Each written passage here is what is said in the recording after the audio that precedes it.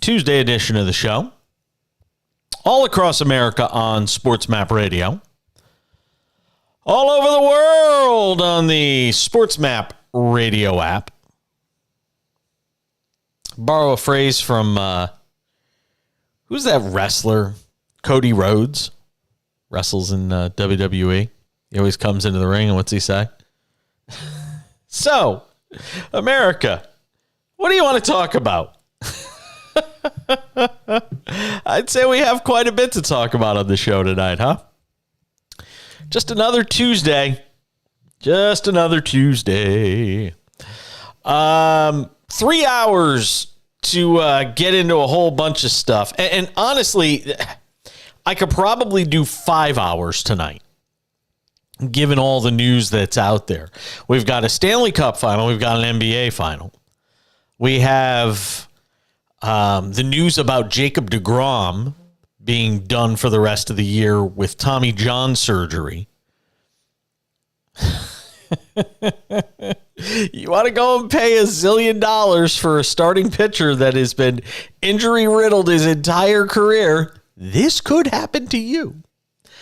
And that Live Golf PGA Tour thing. Let me tell you something. I am rarely gobsmacked. I am rarely ever one to wake up, see a headline, and jaw hit the floor. I mean, I was completely slack-jawed by what took place earlier today. And I don't have any other way to describe it. I was pure shock. And, some people have hit me up on Twitter and say, no, the smartest guy in the room syndrome. You know that guy. The guy at the party that has all the answers to everything. He knew that Live Golf and the PGA Tour, just a year after basically being at each other's throats, they were going to reconcile and they were going to merge. So all the smart people have come out today and told you how this was always going to be the way it ended. Mike Wilbon and Tony Kornheiser, all the smartest people in the world knew how this was going to end. And that within a year, basically, you'd have Live Golf and the PGA Tour figuring out a way to just make it work. Hey, let bygones be bygones, right? I want you to take a listen to something. Jay Monahan is the commissioner of the PGA Tour. This was just about a year ago on a CBS PGA Tour broadcast, with him castigating golfers that went to play on the Live Tour. I want you to take a very close listen. This is Jay Monahan. I want to ask about this. There was a story that was first reported in the New York Post yesterday by Brian Wacker about a 9/11 coalition of families and survivors of the 2001 terrorist attacks. 9/11 Families United sent a letter to the representatives of Phil, Dustin, Bryson, Reed, and others, quote, expressing their outrage towards the golfers for participating in the new league and accusing them of sports washing and betraying the United States, end quote. And that's gotten a lot of steam over the last 24 hours. That story first reported again in the New York Post. How much did you talk to your players about the possible ramifications if they sign on with the new league? Well, I talked to players. I've talked at a player meeting, and I've talked to a number of players individually for a long period of time. And I think you'd have to be living under a rock to not know that there are significant implications. And as it relates to the families of 9/11, I have two families that are close to me that lost loved ones. And so my heart goes out to them. And I would ask, any player that has left or any player that would ever consider leaving, have you ever had to apologize for being a member of the PGA Tour? Well, guess what? They do now, MFer. They do now. Because you are a hypocritical... don't say it, Jay. You are a massive hypocrite. You are trash of the worst kind. I have absolutely no patience, no tolerance. You can sit here and sugarcoat this, sport wash it, whitewash it, do whatever you want with it. But what Jay Monahan did today was disgusting. To sit there and invoke the names of 9/11 families just a year ago. To sit there and do that. And then a year later, with no conversation with the rank and file on the PGA Tour, no conversation with, Rory McIlroy, who basically put his whole reputation on the line for you and the PGA Tour. Just go and cut a deal with the Saudis. Just go and cut a deal with Live Golf. Go cut a deal with all those defectors that basically cut and run from the PGA Tour for the fast payday at Live Golf. It's, all's forgiven. Come on back. And why? The most puzzling part of this for me is the why. I could understand Live Golf crawling to the PGA Tour on its hands and knees and the Saudi, PIF and all of this stuff. I can understand them trying to get to the PGA Tour and say, let's figure out an exit ramp. By the same token, Jay Monahan should have looked him in the eye and said, peace out. You made your bed. You've put $2 billion in it. Put another $2 billion in and see what you got. You'd probably have the same thing they have now, which was nothing. It was a dead in the water tour. It was on the CW. It was on YouTube and not YouTube TV. YouTube. Nobody was watching. They drew decent crowds, but they were never going to make money. The Saudis were never going to make back their investment. They had gotten all the big name golfers they were going to get because all the defections were done. The PGA Tour had all the leverage, all of it. And it got down on bended knee and it kissed the ring of the prince. It kissed the ring. Jay Monahan sold out the entire rank and file of the PGA Tour. And why? That's the answer we have to get to. Is it the golden parachute he's going to get several years from now when he's undoubtedly chased out of the PGA Tour? Because the players aren't going to want him. The golfers aren't going to want him. Was it some promise of a payday from the Saudi PIF? What's the reason? Why did Jay Monahan do this? Don't tell me it's because 10 years from now we're going to be in a great position. Don't tell me that. Because the only thing that dictates that ultimately is how competitive the golf is, how great the players are, how are the rivalries. You can't predict any of that. All the money in the world doesn't guarantee that people are going to flock to the TV to watch golf 10 years from now. Who knows who the big star is at that time, where the sport is at that time. Sure, it's going to have a ton of money infused into it because the PIF has endless reams of cash that it can print. We get that. But what about those words, Jay Monahan? What about when you looked into a camera on CBS and tried to tell all of us how you had the moral high ground? I had loved ones involved in 9/11. And then to hear the words that came out of his mouth today on CNBC during a conversation with that outlet, sitting next to the man that runs the Saudi PIF. Listen to the change in tone today. I think today is it's a historical day for the PGA Tour and the game of golf. And it's a historical day for the PIF and the DP World Tour. And you're right. There's been a lot of tension in our sport over the last couple of years. But what we're talking about today is coming together to unify the game of golf and to do so under one umbrella. And David, the way that we're doing that is we're creating a for-profit LLC that the PIF is going to invest in alongside the DP World Tour. And together we're going to move forward and we're going to take efforts to grow and expand this great game and to take it to new heights.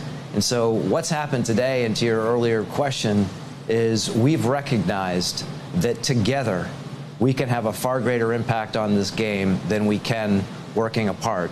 And I give Yasser great credit for coming to the table, coming to the discussions with an open heart and an open mind.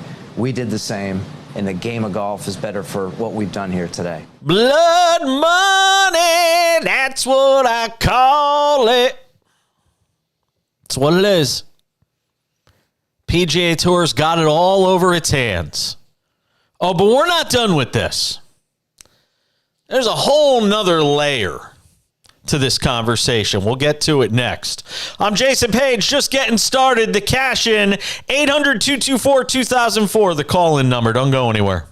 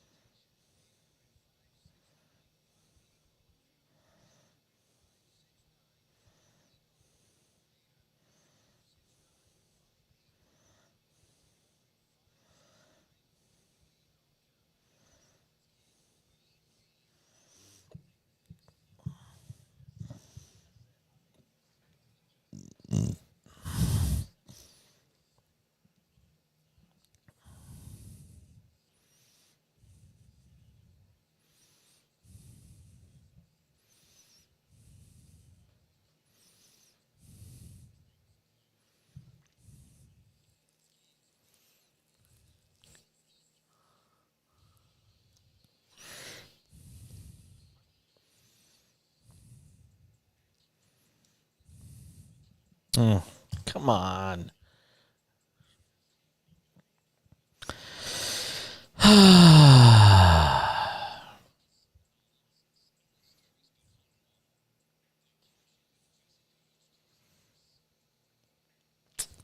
Come on, Charles. Come on. Anthony Pepe and the diehards. Charles Carter is our producer engineer. Now's a great time to tell America that Charles Carter is our producer engineer working on the show tonight.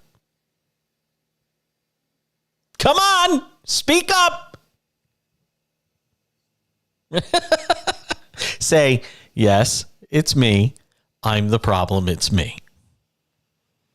Just like, what's it, Taylor Swift? Isn't that Taylor Swift that said that?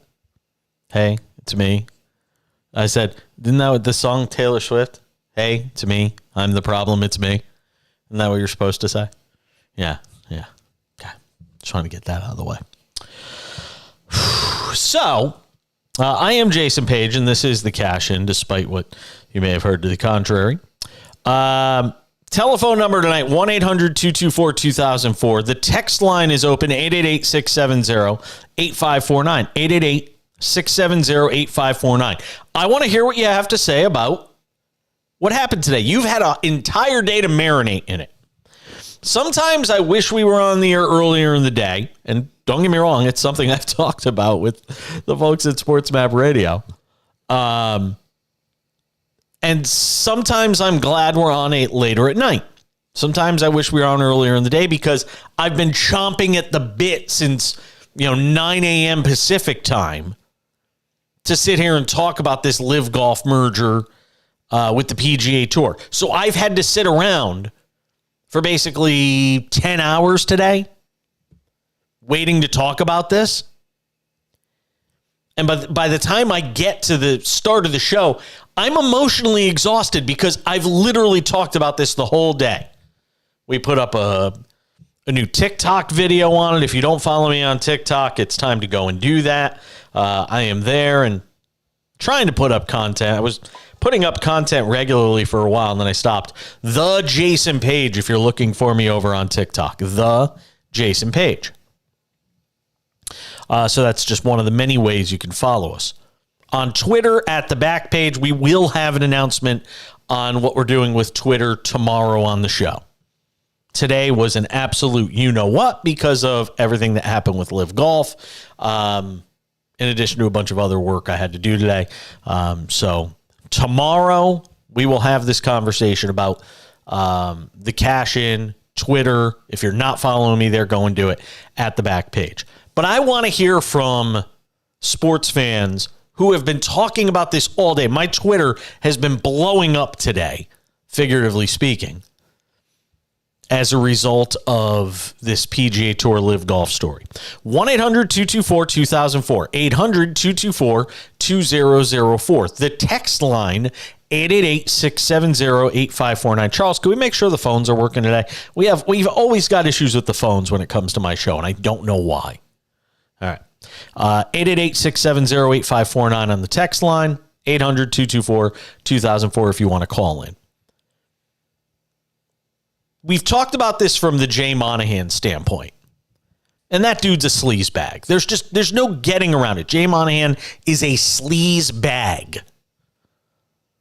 Anybody that would desecrate the memories of those killed on 9/11. And I haven't even gotten into the way the Saudi regime treats women, its record on LGBTQIA plus rights. Just a laundry list, a litany of issues. And before you call me and give me this crap that, well, these different companies all do business with Saudi Arabia and you don't say anything about them, because none of those companies get into bed with Saudi Arabia after first castigating them for their human rights record and telling us all how smart they are and how high and mighty they are. That's what the PGA Tour did for the last year plus. It told all of us we've got the moral high ground. Our golfers don't have to worry about blood on their hands or apologizing for being a member of our tour. Now they do. You've put your membership of that PGA Tour in an impossible position because every single one of them now, not just the defectors that went to Live, every single one of them is going to have to answer the question, how do you feel about that Saudi money? How do you feel about the fact that the big investor in the PGA Tour, whatever the hell they're going to call the company, this third party LLC, how do you feel being a part of that? How's it feel to have that blood on your hands? To be taking that money from that Saudi PIF, knowing everything you know about it. And all these golfers are going to have to play dumb like I just watched Bryson DeChambeau do on CNN saying, well, you know, we're golfers. We're not politicians. I don't know about any of that. I'm just disgusted. I could not be more disgusted by what's transpired today. And I'm a big golf fan. I'm a big golf fan. And I know the obvious questions. I see people say it online, well, you're going to stop watching golf? Probably not. But I'm not going to watch it with the same level of enjoyment that I get in the past. I'm going to have to watch it because it's my job to watch it. I'll tell you right now, if it wasn't my job to watch it, I don't know if I would. And I know that's a bit of a cop-out when people could say, well, you have the luxury of being able to say that because you have to watch it. But I honestly don't know if I would. Sports becomes a lot less I tell the people this all the time when they say, my God, you're so lucky. You get to talk about sports for a living. Wow, what a career. And most of the time I agree with that.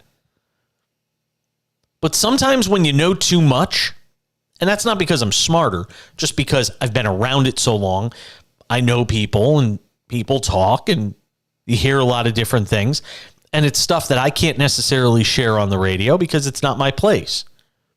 It's not, it's stuff that I've been told in confidence. And when you know too much sometimes, it does take some of the enjoyment away. And this is something we're all seeing right now. And this is very difficult. This is really difficult to enjoy.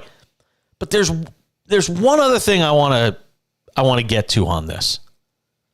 If the PGA Tour players are as upset as they reportedly were walking out of that players meeting today that was held in Toronto at the RBC event, the RBC Heritage, if they're as angry as they claim to be, they need to remember something. And I know it's easy for me to say this when I don't make a paycheck playing golf. And that the guy who's 250th in the world, who maybe has, $500,000 in earnings this year, which isn't a lot when you consider what has to be paid out. They pay their own travel, yada. The players hold the control here.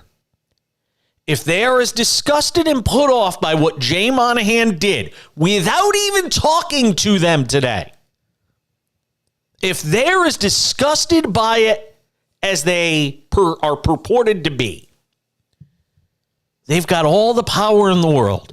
Walk away. Go blow this thing up, metaphorically speaking.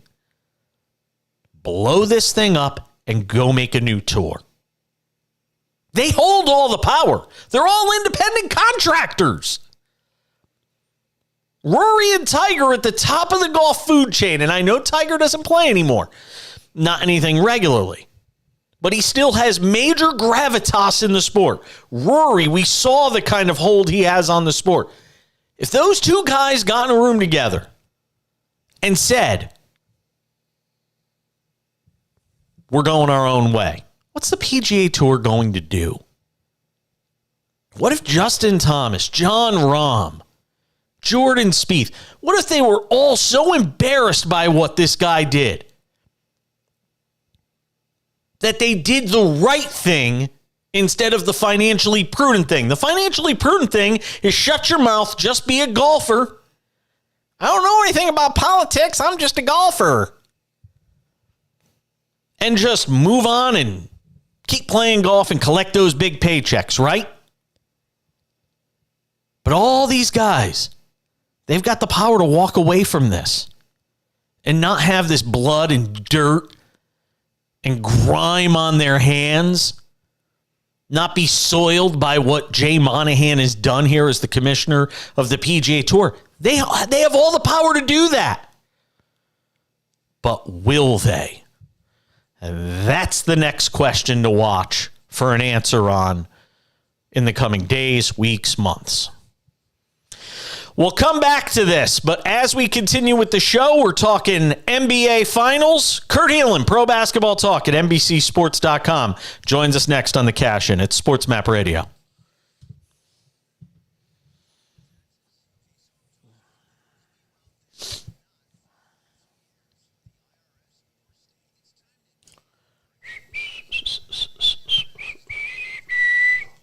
Back on this Monday edition of the show, the 2 for 1 tonight, none other than Brandon Scoop Robinson does a great job.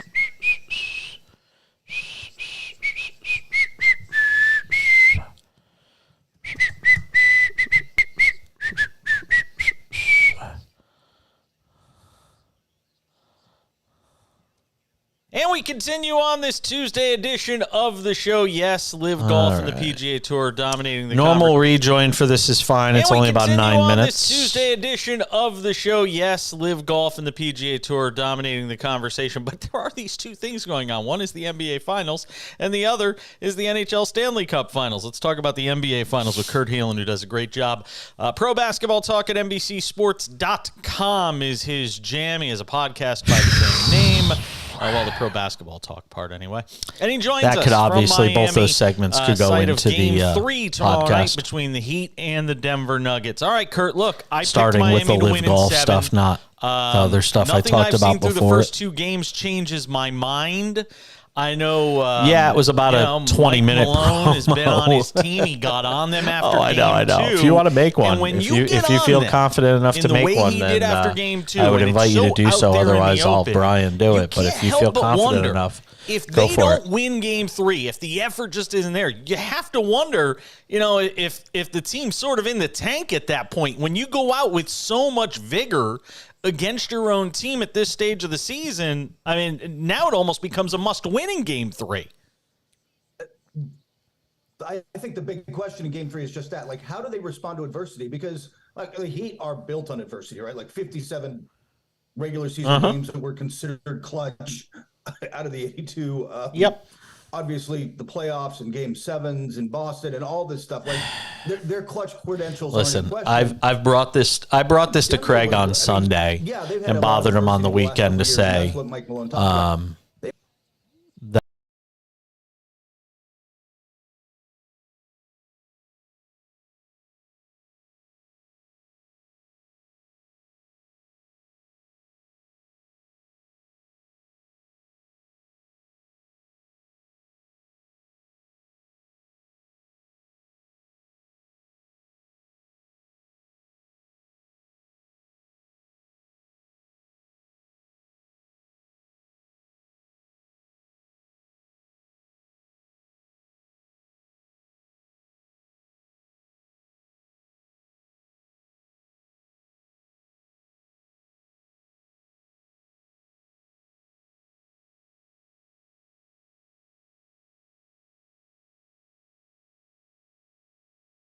Stifling Denver defense.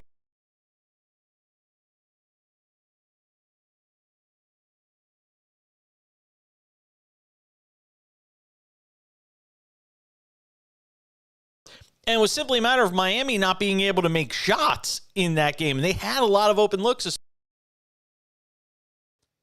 And we continue on this Tuesday edition of the show. Yes, Live Golf and the PGA Tour dominating the conversation.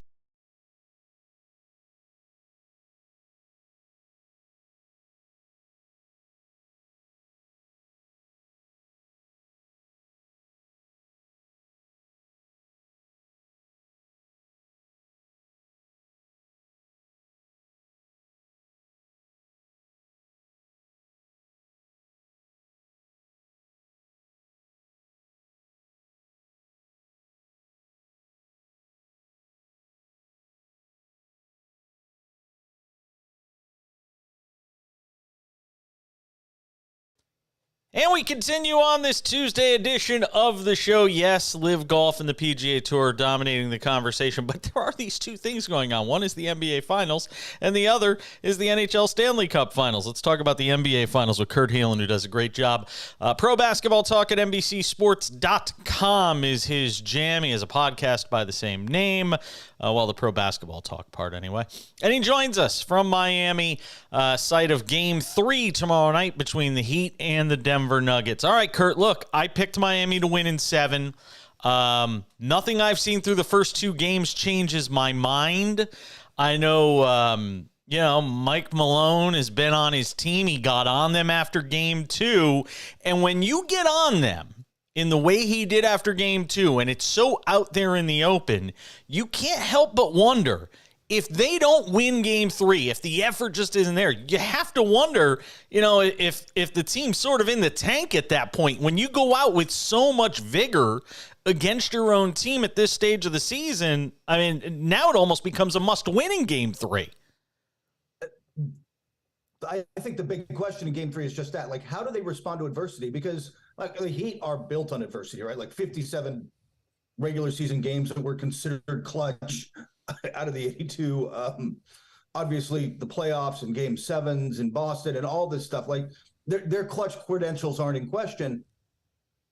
Denver they've had a lot of adversity the last couple of years, and that's what Mike Malone talked about. They've been the 1 seed since, I think it was November, December, when they took over the number 1 seed. They've lost 3 playoff games, and 2 of them were to just Kevin Durant and Devin Booker being Kevin Durant and Devin Booker. Like, you knew where that series was headed. You also knew they had 2 stars. Miami is going to keep playing like this. They're going to keep hitting shots, man. The question is literally just, how do they respond? And I think that's the big question in Game 3. Like, is Jokic a scorer again? And I know Spoelstra tried to shoot this down. Dude, they made him a scorer. Or is he finding guys? Are they getting open again? Is the ball moving? Because when it rains from everywhere, Miami can't keep up with Denver's offense. No, they can't. And, look, despite the result in Game 1, Miami had open looks. It wasn't as if, there was this stifling Denver defense that was holding them down and Denver won by 25 or 30. That game still, with a few minutes left, was still somewhat in doubt because of the run Miami made in the 4th. And it was simply a matter of Miami not being able to make shots in that game. And they had a lot of open looks, especially in the first half. So based on what I've seen in the first 2 games, Miami's going to get their looks. It's just a question of whether they got the guns to make it 4 times in 7 games, because it feels like they're going to get their looks. First off, their shooting is absolutely their bellwether, right? And it's been this way all playoffs. But they've done consistently well all playoffs. They've had 7 games over 45%, 9 games over 40%. They've averaged over 40% from 3, and they didn't against the Knicks because that was just a rock fight for 7. That was for games. But against the Bucks, against the Celtics, they were shooting over 40%. There's no reason to think they won't keep doing that. To me, that's not really. I think it really comes down to that, and it also comes down to, I think the other question I've got now is the 4th quarter, Jason. Like, first 3 quarters of the first 2 games, Denver is plus 29. They are minus 21 in the 4th, or Miami's plus 21 if you want to look at it that way. Miami has owned this game in the 4th of both games. If that trend continues, Miami will win this series. Yeah, it's remarkable. Kurt Heelan, Pro Basketball Talk at NBCSports.com, is our guest here on the Cash-In on SportsMap Radio the night before Game 3 of this NBA Final between the Heat and the Nuggets, this Game 3 in Miami. I was talking about this with somebody yesterday, and I want to bring it up to you. And I don't know if we're hearing enough about it. Maybe you are down there inside the belly of the beast and being around all the media guys. I think about Pat Riley when I watch this series and I watch this Miami Heat team. And as much as we love to talk about Erik Spoelstra, to me, so much of what we're seeing in Miami is the culture of the organization set at the top by Pat Riley, handed down to Erik Spoelstra, and him implementing that in his own way. This just feels so much like a Pat Riley team. Am I wrong? Yeah. No, you are absolutely right. And I think, honestly, the only reason you don't see more of it is that Pat doesn't make himself available, and he doesn't want to be in the spotlight that way anymore. He wants Erik Spoelstra to have that shine, for lack of a better word. I'm not sure Eric Spoelstra's thrilled about it sometimes, but like that's the role. But it is absolutely the same Heat culture. I mean, it gets overused, but it is genuinely true. Like they are a different organization than everybody else in the NBA. And it goes through conditioning. It goes through the type of players they bring in. It goes into the mentality. And that's where, honestly, on top of just, when we love to talk about 7 undrafted players, and ABC will put up a graphic that literally blocks out the play because there's too many players to see.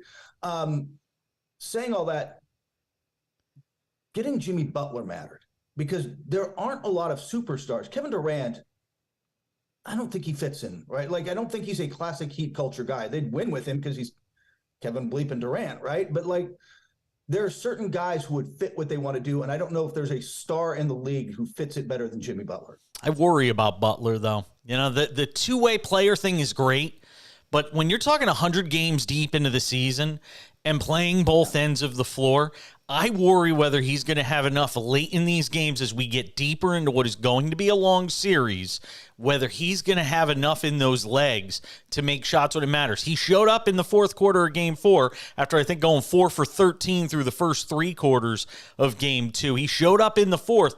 I just wonder if he's going to have enough to get them over the finish line when it matters. Yeah, especially now that they've got him on Jamal Murray. Him and he and Bam have to do so much on both ends now. Jokic and Murray on that end, which is maybe the best pick and roll combo in the league, at least as good as any pick and roll combo in the league. You're asking a lot.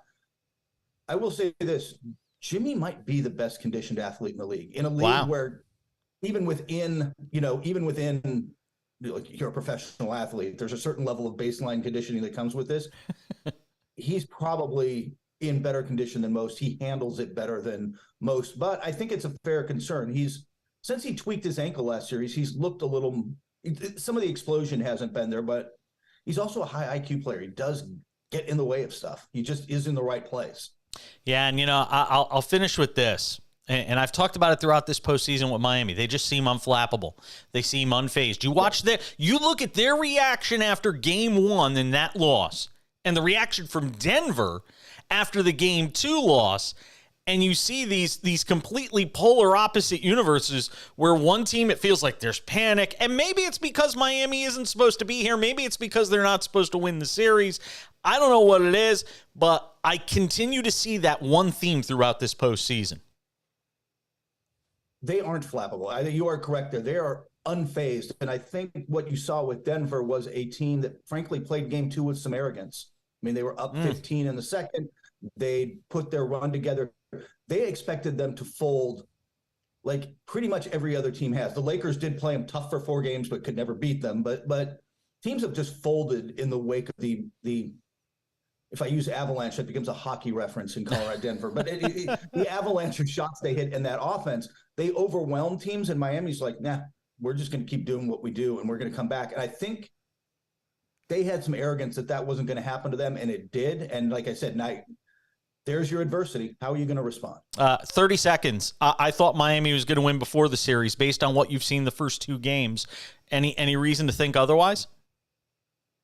I picked Denver. I'm not switching off of it either. But I had Denver in 5, and I now regret that. This is going to be a much longer series than that. Kurt Heelan, Pro Basketball. Yeah. No, I got you. Pro Basketball Talk at NBCSports.com. That's Kurt Heelan in Miami. Kurt, appreciate it, my friend. Thank you, man. You're awesome.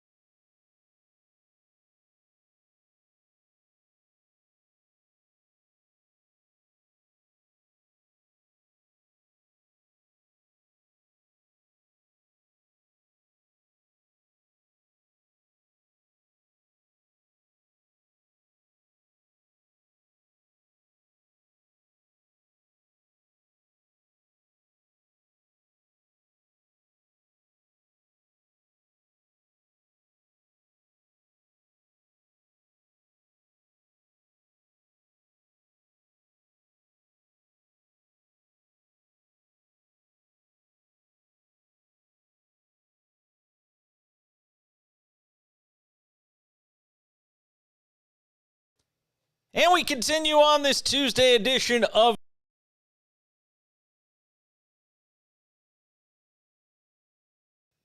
the show continues. We did the NBA side of the championship talk with our friend Kurt Heelan of Pro Basketball Talk at NBCSports.com. Now we're joined by Dennis Bernstein of the fourthperiod.com and SiriusXM NHL Radio. A couple of days off in this NHL Finals, and boy, do the Florida Panthers desperately needed, outscored 12-4 in the first two games of this best-of-7 Stanley Cup final. Dennis, are you surprised at what you've seen through the first two games? They might need the whole summer off at this point, Jay. Yeah, very surprised. You'd think that a team played with poise in the first three rounds like the Florida Panthers do. They went through the East, but I was shocked, especially game two. Look, game one, 2-2 going to the third. Anthony Duclair scores that late goal. In the press box, we're thinking, momentum shifter. But then Vegas, with their depth, got 3 goals in the third period. But the last game was embarrassing, Jason. I mean, you can lose games, but you can't lose a game playing like it's January, where you're taking 6 misconduct penalties and you look so slow on defense. And your goaltender, who's really talking about a Conn Smythe winner, and Sergei Bobrovsky plays so terrible, winds up getting pulled. Jason, I think at this point, and I've made some small bets last night, I think it's a sweep. And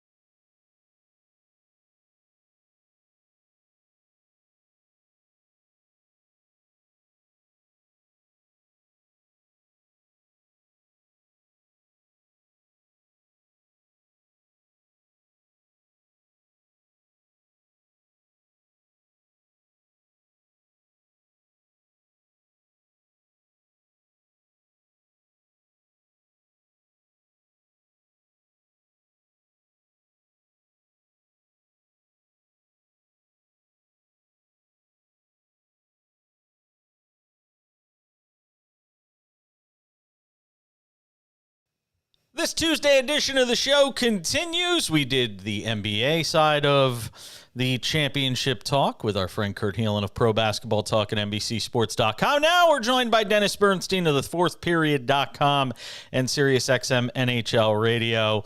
A couple of days off in this NHL Finals, and boy, do the Florida Panthers desperately needed, outscored 12-4 in the first two games of this best-of-7 Stanley Cup final.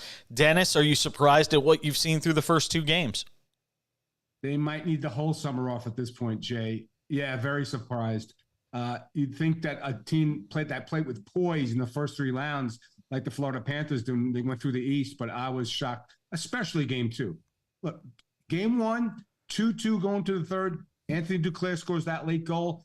In the press box, we're thinking, momentum shifter. But then Vegas, with their depth, got 3 goals in the third period. But the last game was embarrassing, Jason. I mean, you can lose games, but you can't lose a game playing like it's January, where you're taking 6 misconduct penalties and you look so slow on defense. And your goaltender, who's really talking about a Conn Smythe winner and Sergei Bobrovsky plays so terrible, winds up getting pulled. Jason, I think at this point, and I've made some small bets last night, I think it's a sweep. And there was so much anticipation. Yeah, there was so much anticipation for this matchup. I thought Vegas in 6.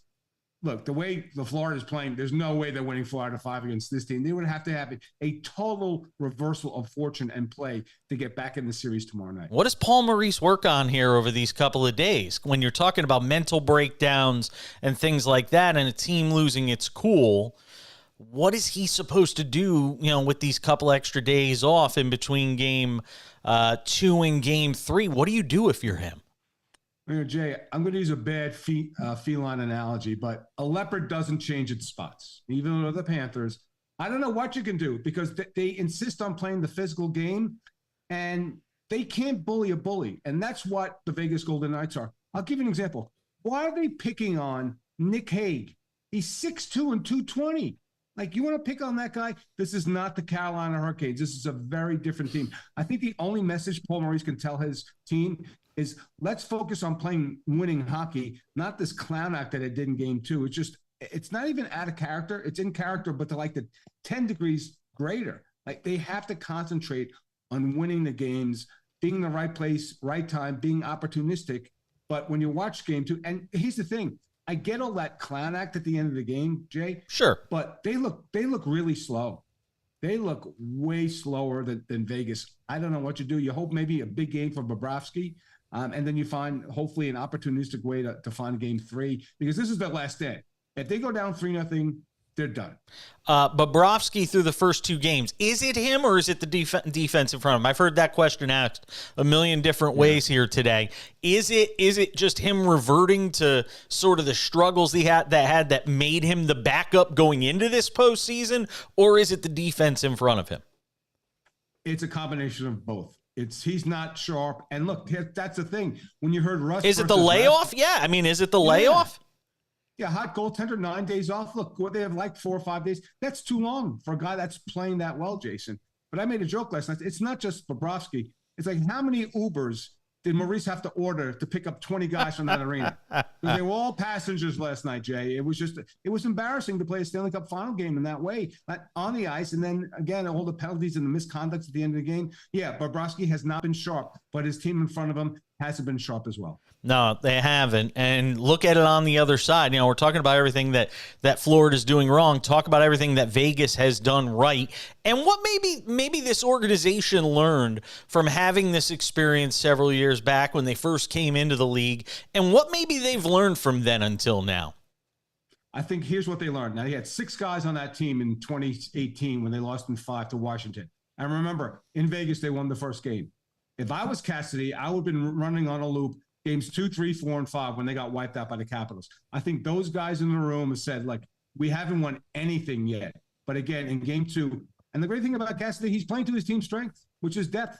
They roll 4 lines. They have 3 pairs of defensemen, and they have a goaltender who came out of nowhere playing very, very well. So I think that's the key to Vegas, is that I compare that game to their game 6 victory over Dallas, where they wiped out Dallas 6-0. That was a really complete 60 minutes from Vegas. And again, I'm not shocked because they've been doing that all season. Marchessault's stick remains high. And you watch a guy like Mark Stone play, and the effort he has in that one goal where he breaks his stick, he goes to the bench, he grabs the stick, and then he assists on Brett Howard's seen that goal. highlight a ton.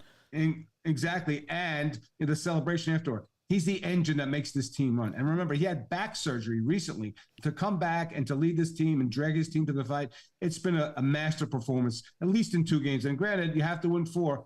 But if you're going to continue to play like that, I think the first 10 minutes in game 3 is key. Because in Vegas, they're known to jump out early. If they jump out early, that's going to be a quiet 19,000 people in Sunrise. They really can't afford to do that in game 3 of the Panthers. Marchessault right now is the favorite to win the Conn Smythe through the first 2 games. Any reason to believe he isn't the favorite right now? And if not, who?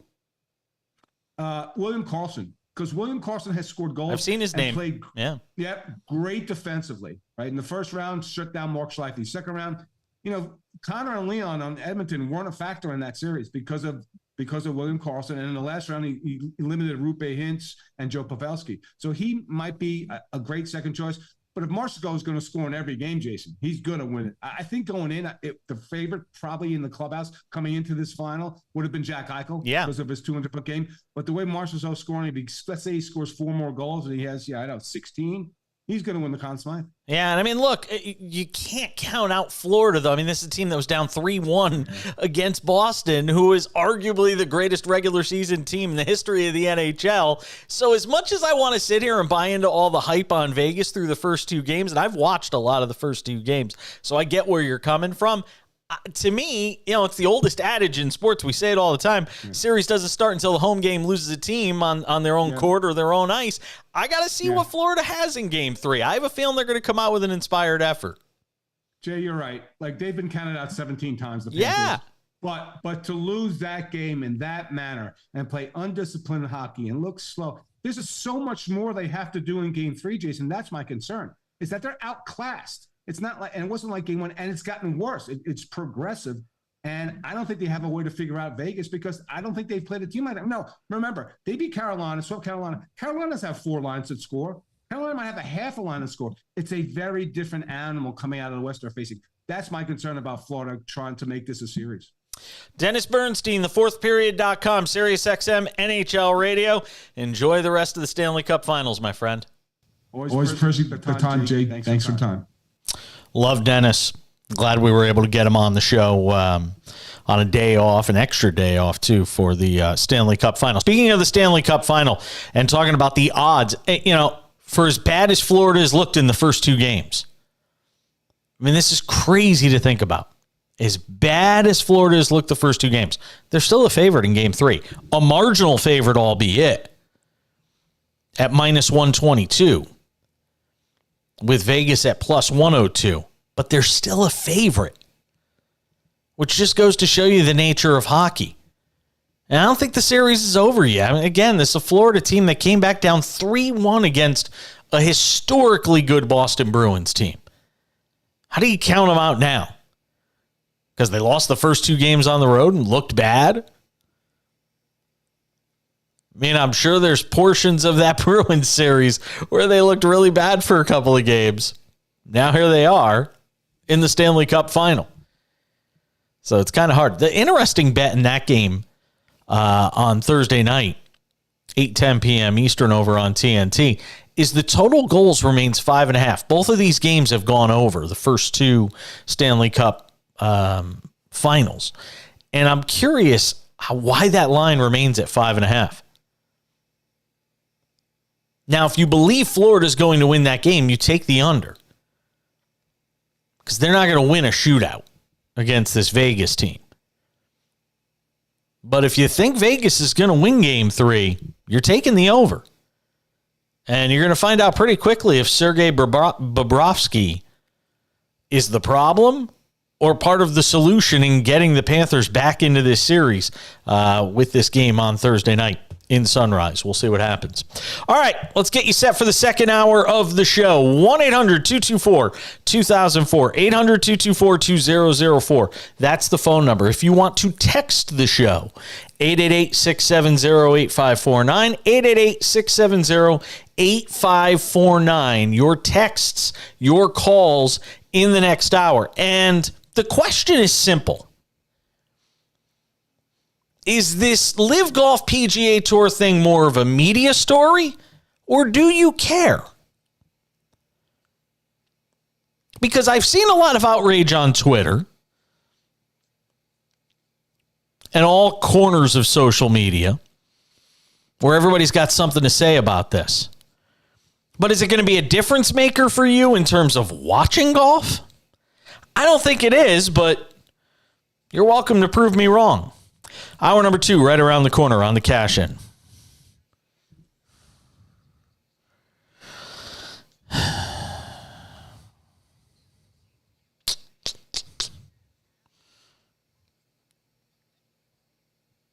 What do you mean? Yeah, basically. Yeah. Yeah, that probably will be most of the podcast because I don't like to make it much longer So, I mean, maybe there'll be another segment where something comes out that I really like, but in general, that's going to be most of the podcast. Yeah. Yep. Yep.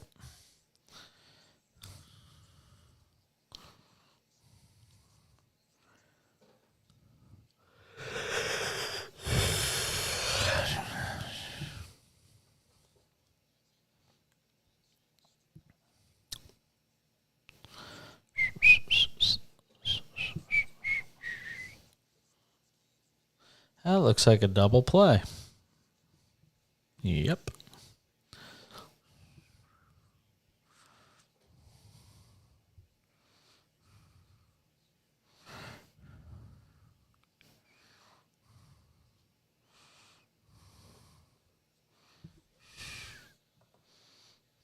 Damn you!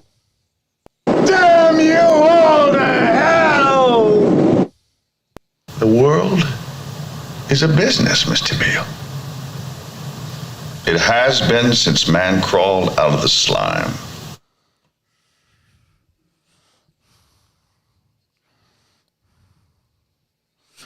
Do.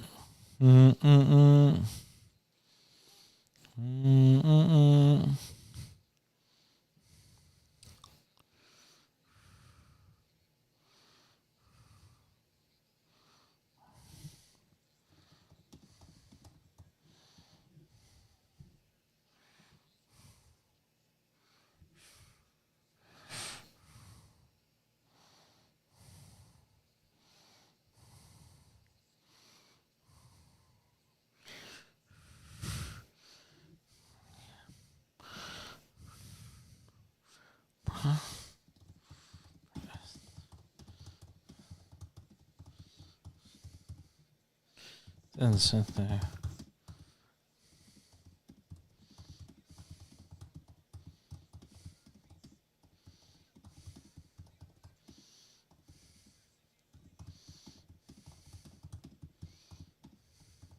Okay. We'll get him.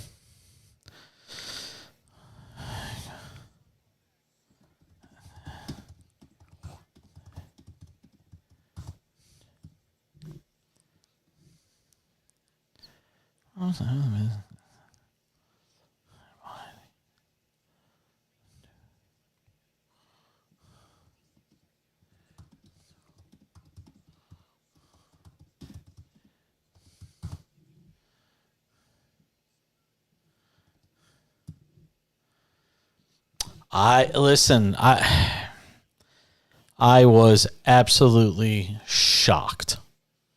Shocked. There are a few things that ever shock me anymore. When I wake up in the morning and pick up my phone, because remember, I wake up at 8 or 9 and look at the phone for the first time. It's 11 a.m. on the East Coast. So I've already missed a third of the day, So I'm used to waking up, looking at my phone and going, wow, that's interesting. This was literally an oh shit moment. Like, no effing way. Like, literally no effing way. Like, no. There's no way. Yeah, no.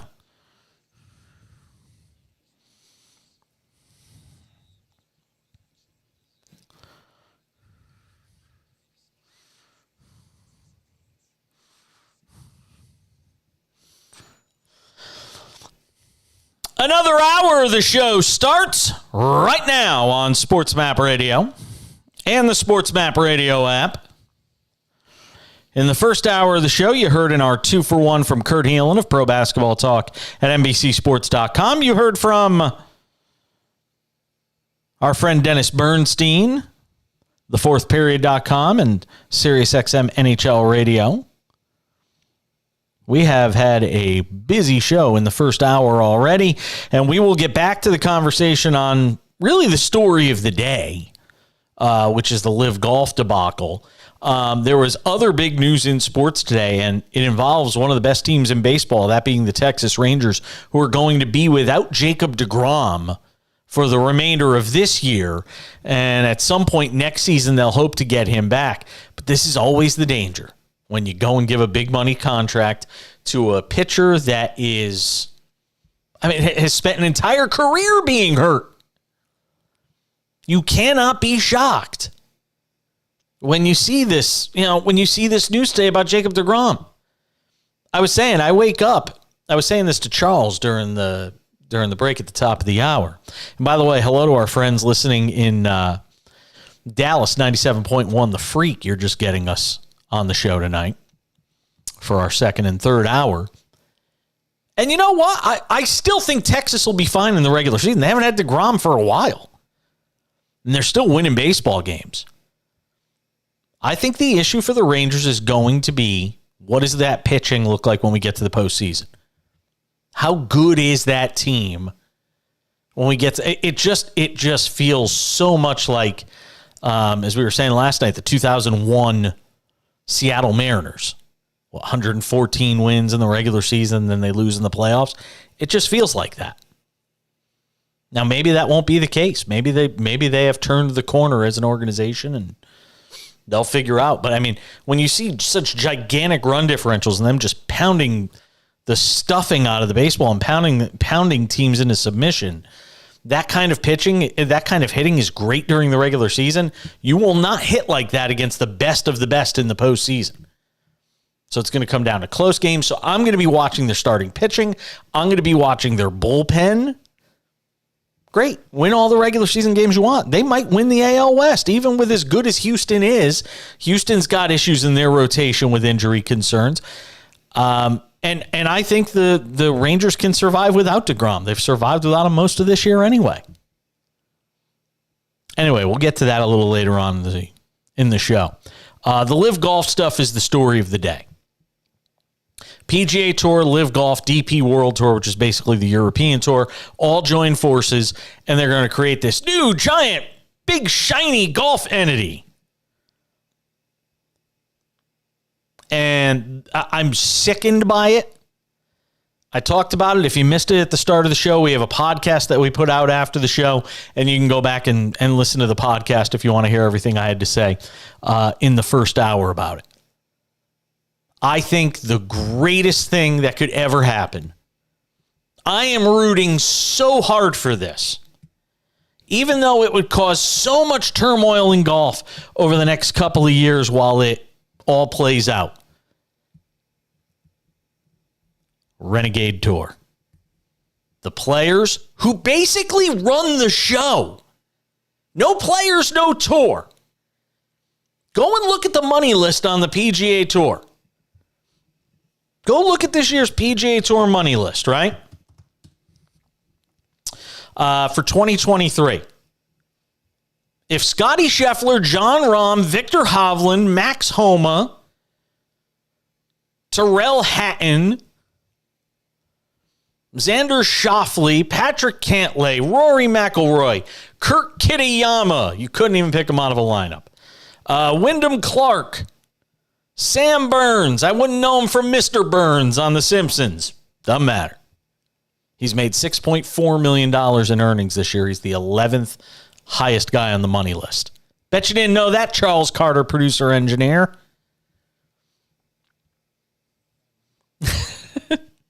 Jordan Spieth, you know that name.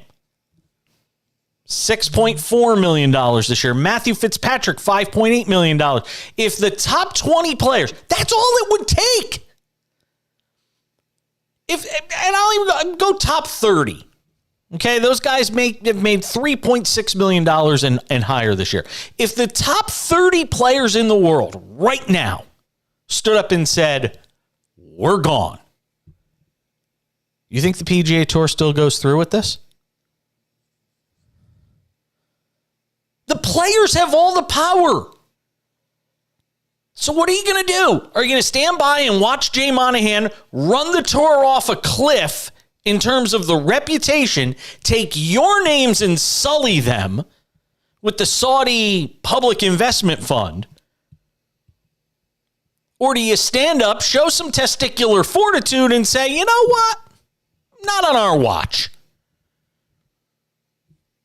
I mean, at the end of the day, the only power the players have is their golf clubs and saying, we're not going to play. Will they do it? That's the story to watch. And I didn't get a golf guest on tonight.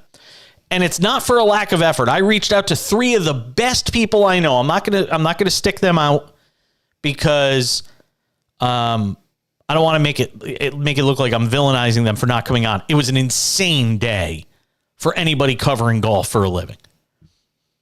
And there's a good chance we'll have 1 or 2 of those guests on tomorrow's show. So I don't want to ruin it.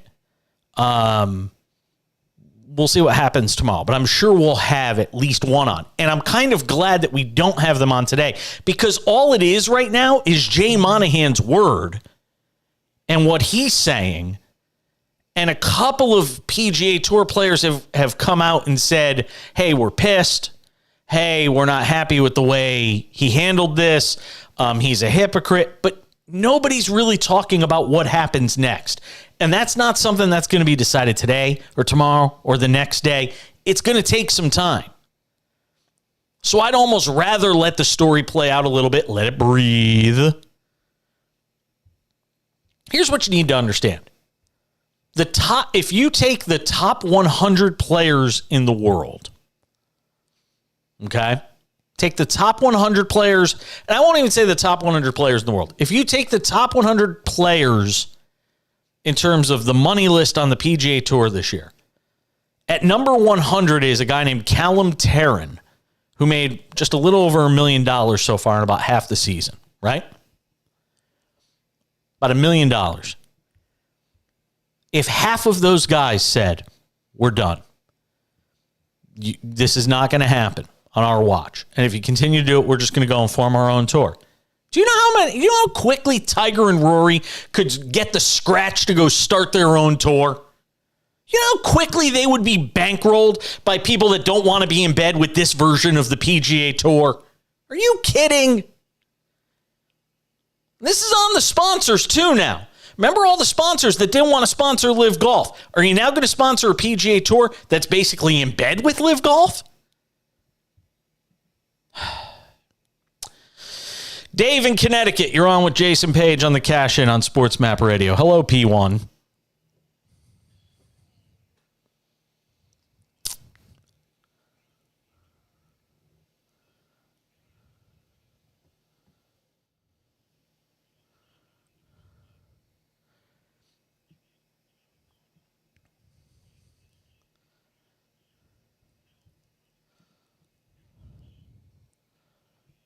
Sure. Yep.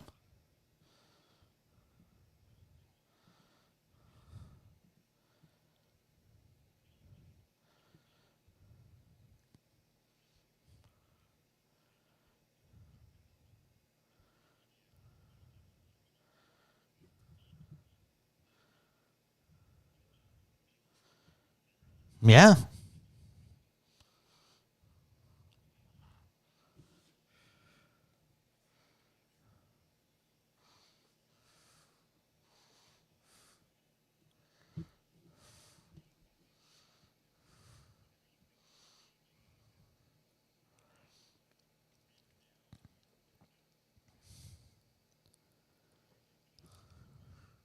And they get all their money.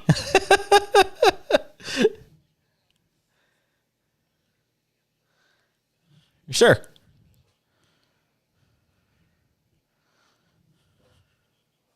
Yep.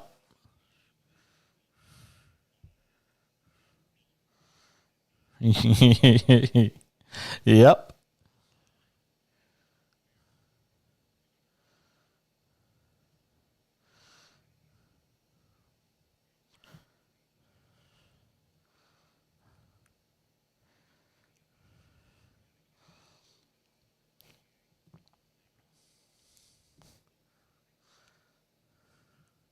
Oh, it was non-existent. Non-existent, yeah.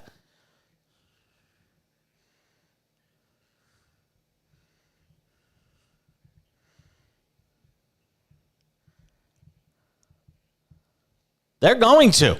Next year, they're going to. This year's shot, but those guys are all coming back next year. You can count on it.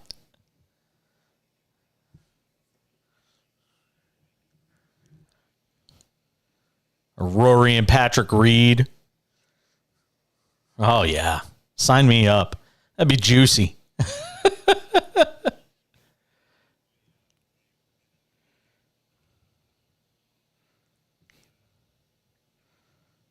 Hurry up.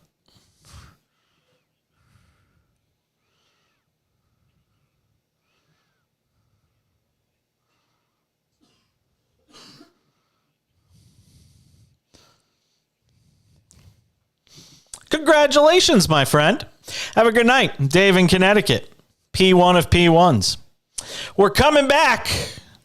More to do on the cash in. Your calls and texts. SportsMap Radio.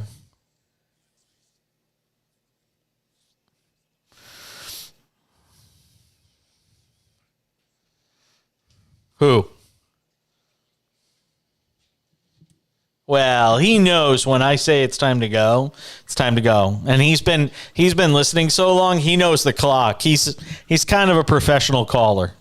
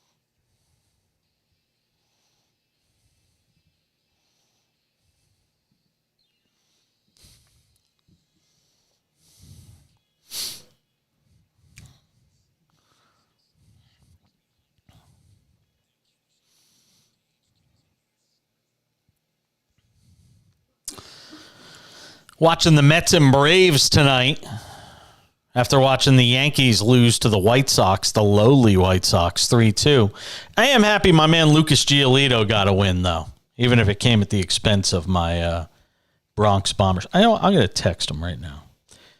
Lucas Giolito, friend of the program. Congrats on the win against my Yankees. Saw your... I'm literally doing this while I'm on the show. You want to say hi?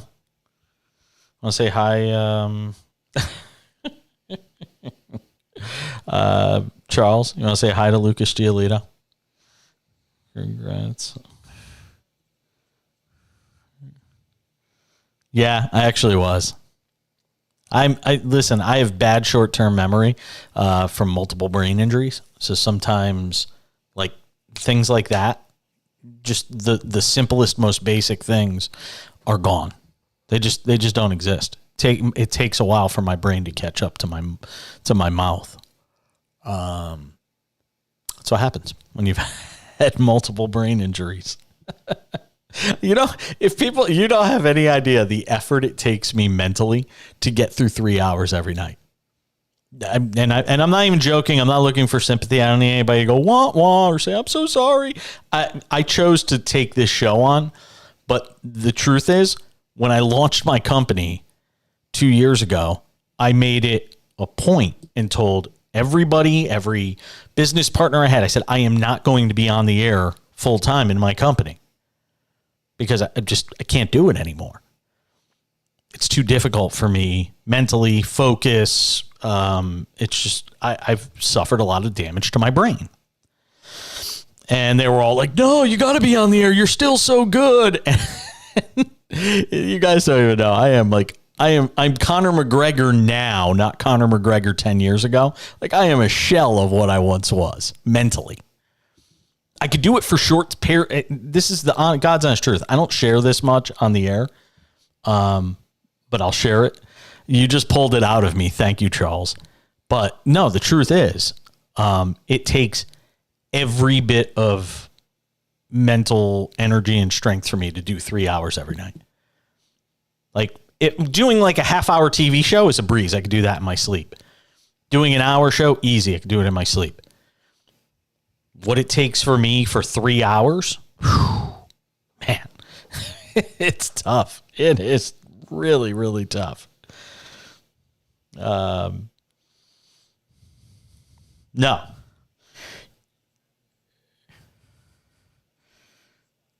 Yeah, absolutely.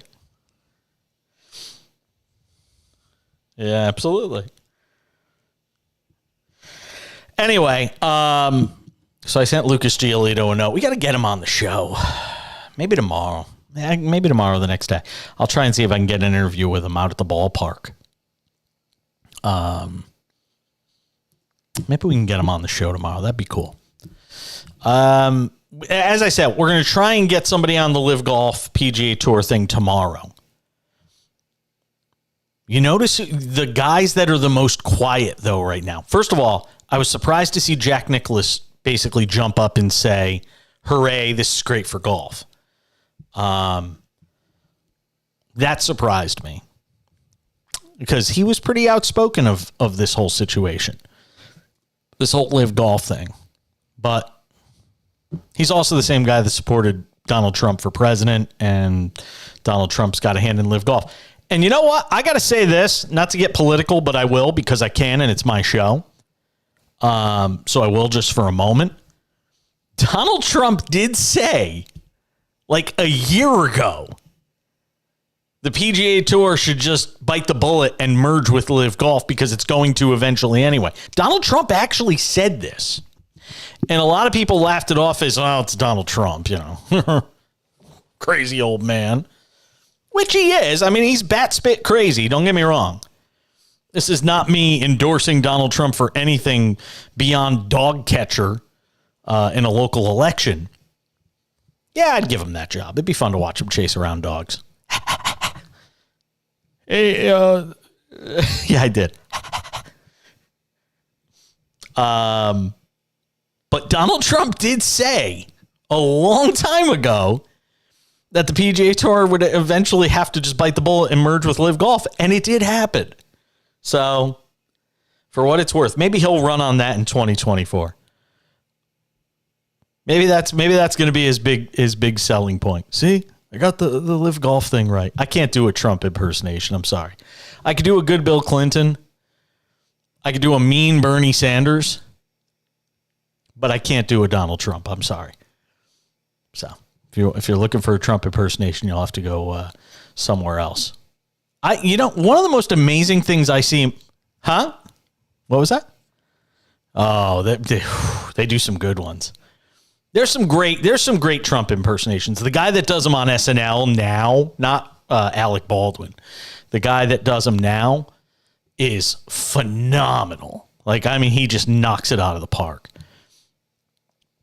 But I could do a decent Bernie Sanders. Economy and equality for all.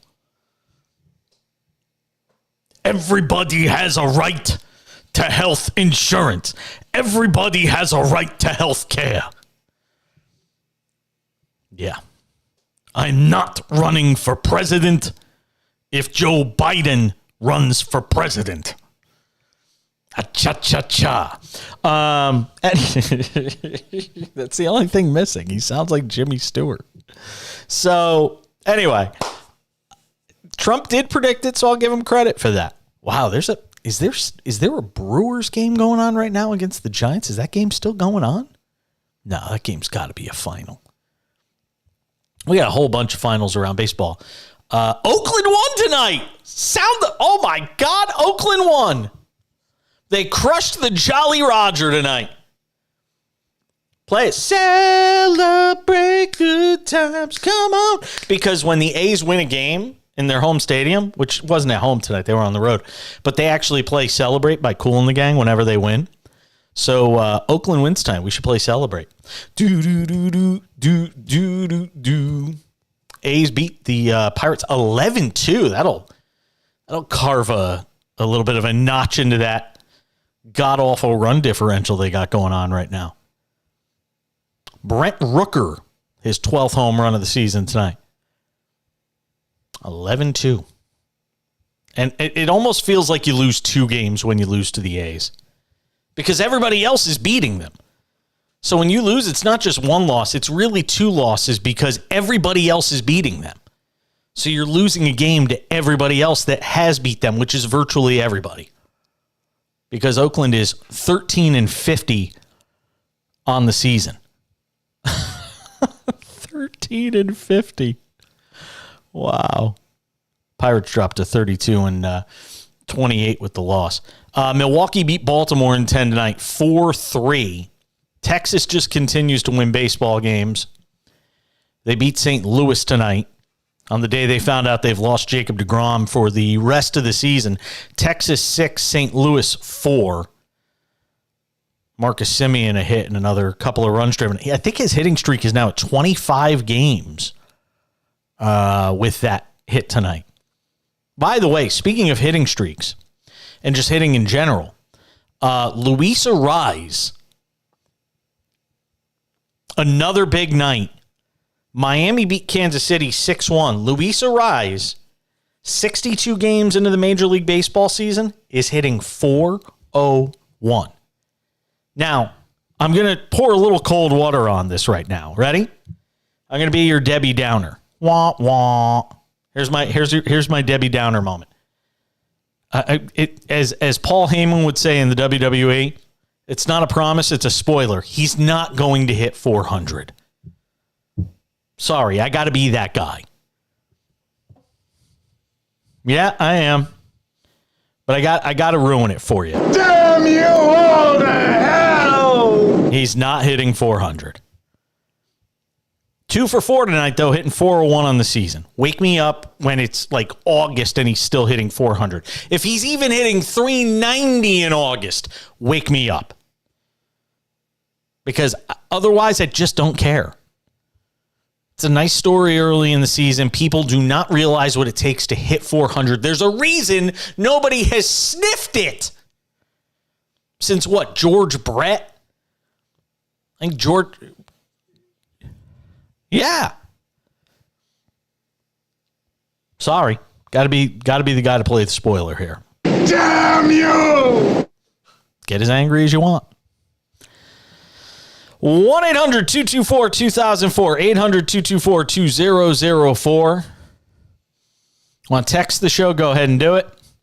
888-670-8549. 888-670-8549 is the text line number. Stick around. We coming back. More to do on the Cash In. SportsMap Radio.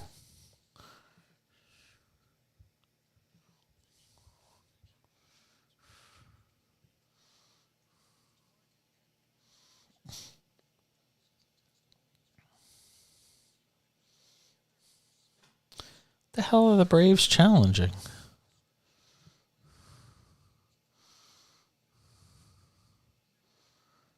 Uh-oh.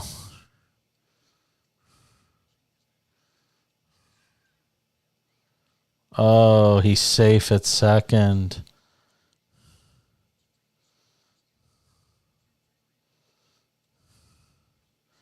It's an RBI. It's a huge insurance run.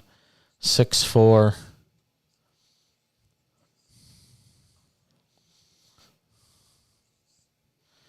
Yeesh.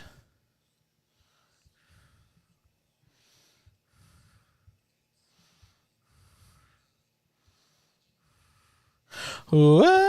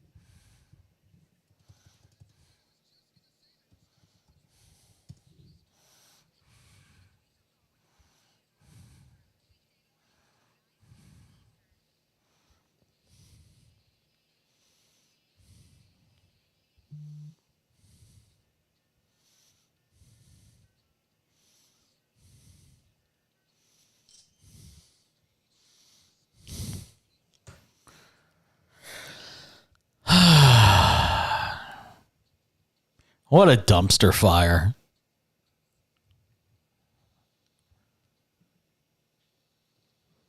Jay Monahan, what, a year ago? Yesterday by Brian Wacker about a 9/11 coalition of families and survivors of the 2001 terrorist attacks. 9/11 Families United sent a letter to... This was Jay Monahan a year ago, mind you. ...to the representatives of Phil, Dustin, Bryson, Reed, and others, quote, expressing their outrage towards the golfers for participating in the new league and accusing them of sports washing and betraying the United States, end quote. And that's gotten a lot of steam over the last 24 hours. That story first reported again in the New York Post. How much did you talk to your players about the possible ramifications if they sign on with the new league? Well, I talked to players. I've talked at a player meeting, and I've talked to a number of players individually for a long period of time. And I think you'd have to be living under a rock to not know that there are significant implications. And as it relates to the families of 9/11, I have two families that are close to me that lost loved ones. And so my heart goes out to them. And I would ask, any player that has left or any player that would ever consider leaving, have you ever had to apologize for being a member of the PGA Tour? You do now. Just amazing. When you just hear this stuff, it is out of this world. Here's Monahan today. Obviously, it's been a very dynamic and complex couple of years. And for players, I'm not surprised that, this is an awful lot to ask them to digest. And this is a significant change for us, in the direction that we were going down. But as I'm trying to explain, and I will continue to explain as we go forward, this ultimately is a decision that I think is in the best interest of all of the members of the PGA Tour. In terms of how did we get to this point and how did we go from, a confrontation to now being partners, we just realized that we were better off together than we were fighting or apart. And by thinking about the game at large and eliminating a lot of the friction that's been out there and doing this in a way where we can move forward and grow the PGA Tour. And I'm excited about the changes that we're going to make coming into 2024. Unreal. I mean, just, you imagine, and he knows it. He knows he's going to be called a hypocrite.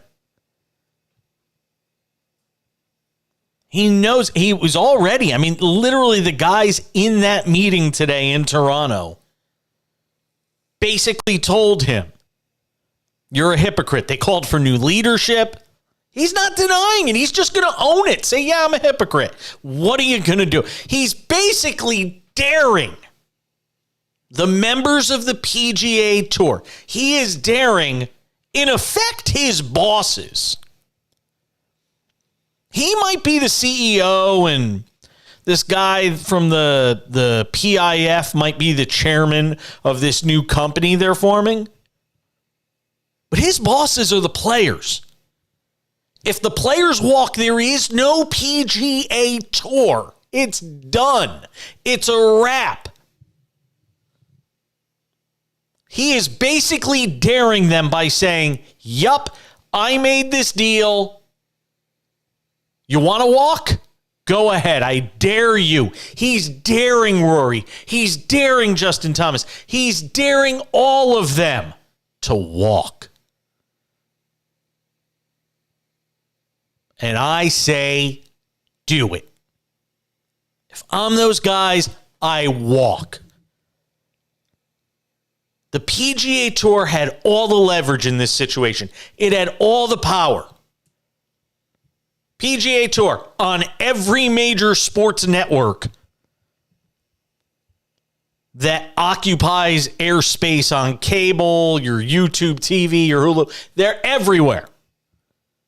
Live Golf was on the CW and YouTube.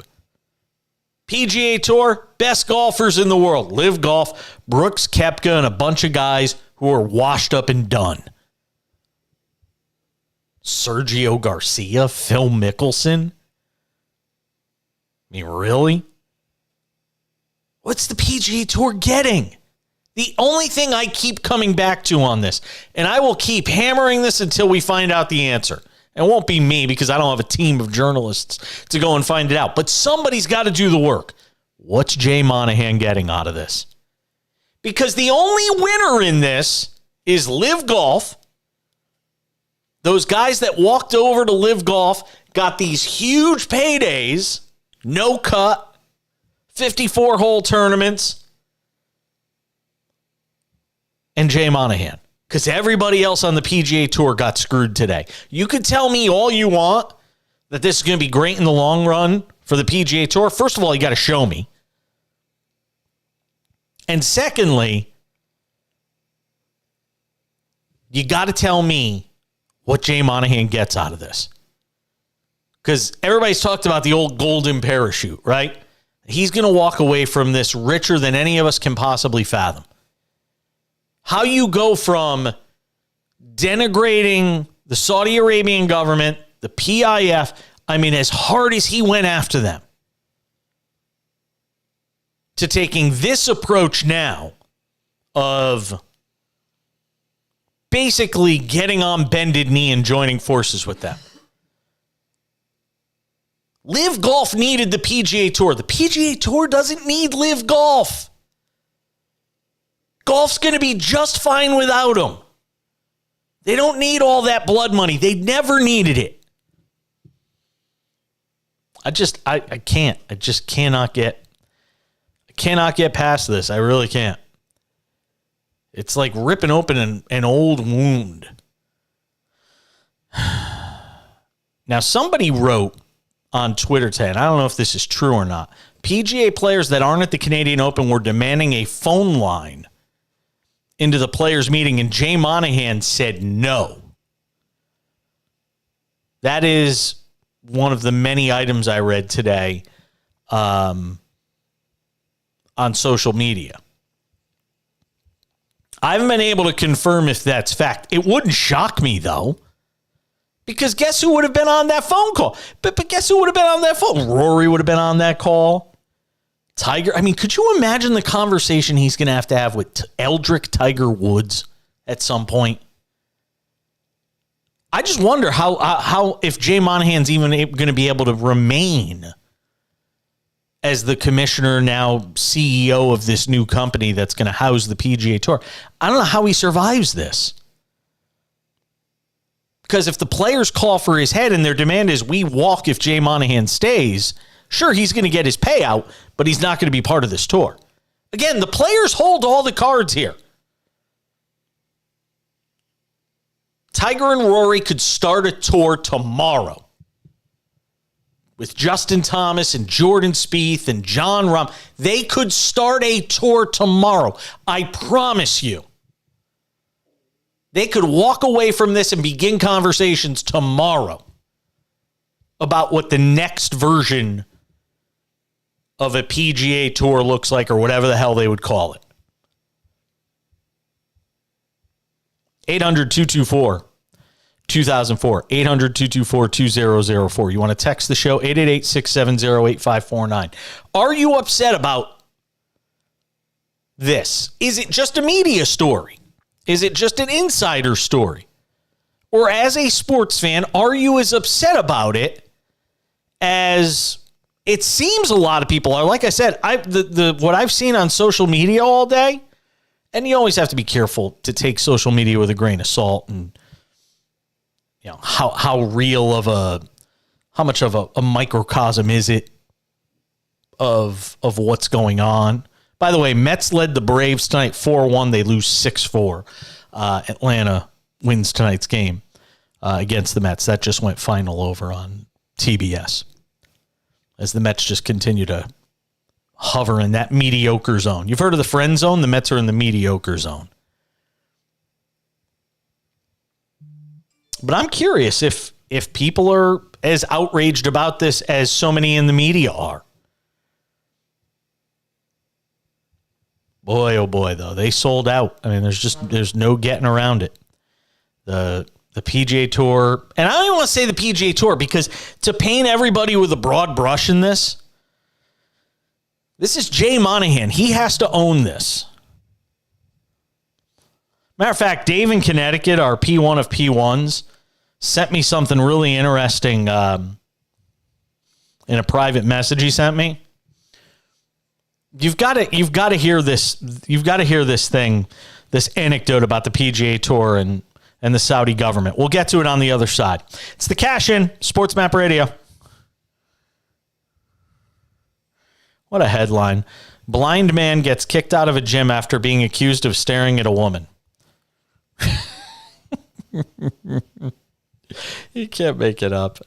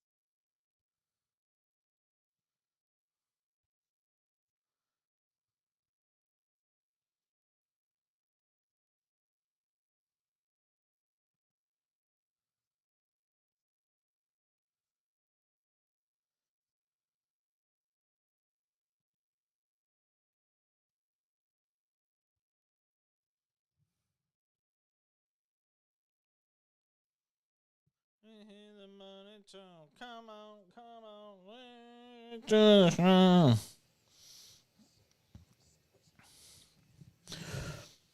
Truer words never spoken in this song. I caught it. I think every song we play tonight should have money in it. Good tune.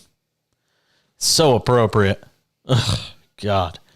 I was reminded of this one tonight, too. The world is a business, Mr. Beale.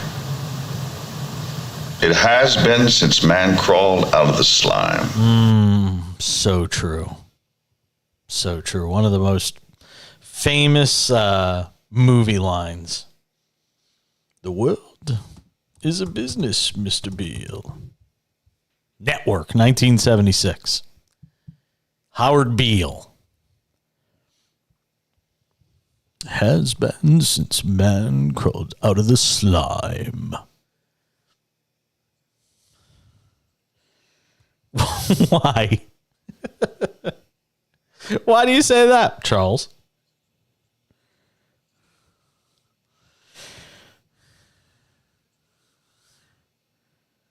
What? Because of some of the movies I haven't seen? Really? Interest in seeing? Yeah. I said I had a great weekend this weekend. I watched Goodfellas. I watched Casino. I watched Midnight Run. And then I watched the final Avengers, the Endgame. I had a good movie viewing weekend this weekend. You can't go wrong with Goodfellas or Casino. I mean, those are just better than better. Yeah. They're just fantastic. I'm one of those guys. I was saying this last night. I'm one of those guys that I have no problem watching movies like with commercials, which people think I'm nuts because I'm subscribed to every service known to man. I can watch anything I want without commercials, but I'm too lazy to go and have to like search for it and then make the effort to watch it. It's just more fun to me to watch a movie that, oh, look, it's popped up. It's on TV right now and I can watch it. There's still something about that. I have not caught on to the whole technology thing of, hey, I can watch any movie pretty much anytime I want. I've got Disney. I've got Paramount Plus. I've got Peacock. I've got Netflix, Apple TV Plus. I mean, I've got all of them. I'm paying like my husband and I were talking today. So I'm going to bring a little of my personal life onto the air, which I tend to do, but I don't generally tend to ever talk about stuff involving my husband because he'll come out of the bedroom any moment and just give me a look. Today we had the talk about my Starbucks budget.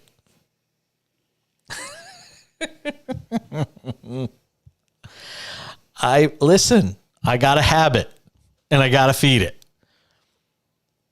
If I told you how much I spend on Starbucks a month, you'd probably be as disgusted as you are with the movies I haven't seen that you wish I had seen. If I told you how much I spend on Starbucks every month, you would probably be equally as disgusted. Want to guess a number? You think a number? Huh? Okay. Yep.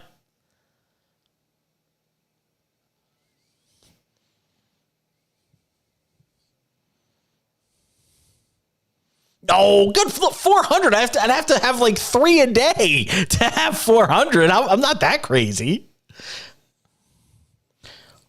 Well, if you take the two of us combined, he is claiming we spend about $300 a month on Starbucks between him and me. And I'm probably 2/3 of that, right? Am I about 2/3 of that?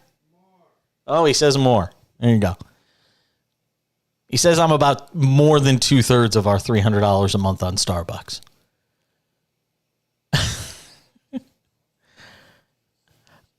Some mornings I will see what happens is every morning I live 3 blocks from Starbucks in downtown Palm Springs. Okay, because I live in downtown Palm Springs. And not only do I live downtown Palm Springs, there's only 15 Starbucks Reserve stores left in the entire world. They're like going extinct. They're like endangered species. There's only 15 in the entire world. You can look this up.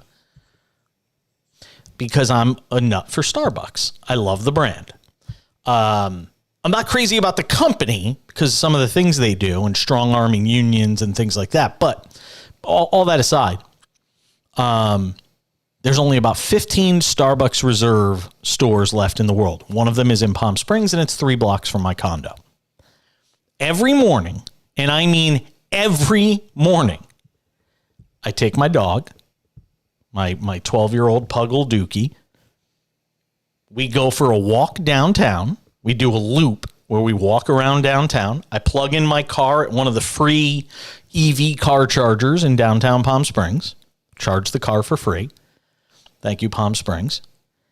And then we walk to Starbucks. We get a drink, sometimes a drink and a sandwich, which extends it to $10, or just a drink for $5. I stay there for a couple of hours. I do some work. It's like a co-working space for me. I bring my MacBook. I sit down. I do work for the show, work for my company, all of that. And then we come back to the condo.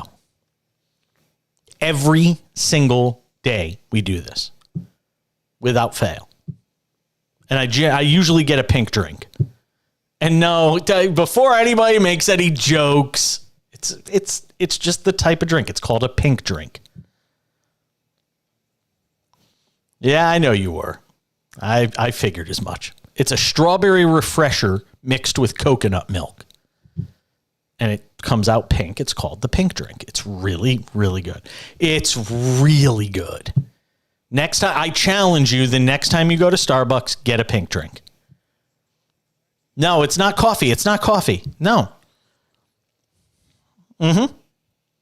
It's not coffee. This is not coffee. It is an actual drink. It's on the menu. It's not like a secret menu item. It's called the pink drink. I promise you if you get it, and get it without the strawberries. Because the strawberries get caught in the sippy lid at the top, and you're always trying to get the strawberries back down so you can get the drink through the sippy lid. So get the pink drink, light ice, no strawberries. You'll thank me tomorrow. When are you back on? Thursday, right? You're back on with me Thursday? Friday? Of course. Wheel of producer on this show. Because God forbid I have any consistency at the producer-engineer spot. Yeah, do it. I'm serious. Between now and Friday, pink drink, light ice, no strawberries. I promise you will not regret.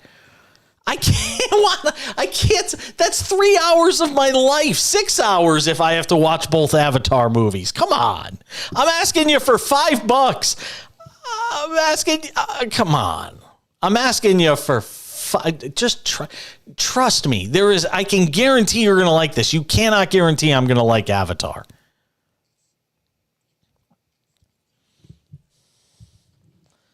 So what? Do not tell me that something is good just because a ton of people see it. Because I have an answer for this every time somebody goes, but the ratings, it does so well in the ratings. Do you know how many people watch the stupid Kardashians? Do you know the rating? No, it's not good. No.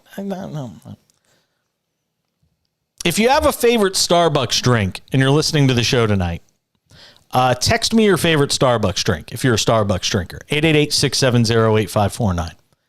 888-670-8549.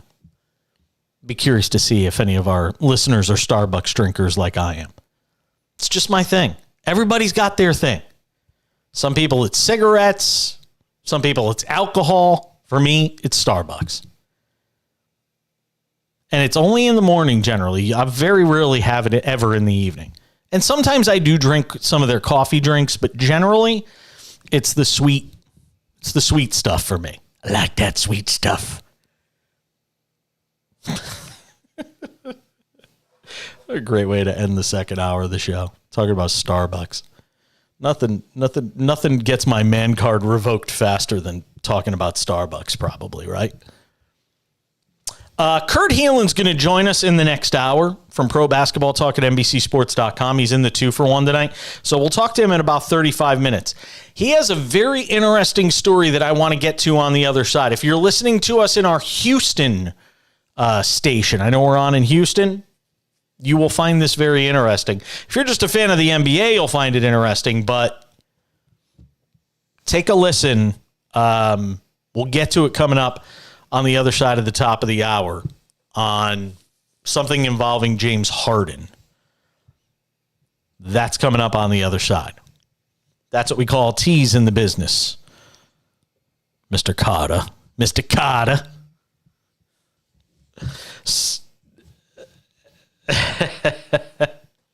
We're back with more of the Cash In. Final hour right around the corner on SportsMap Radio.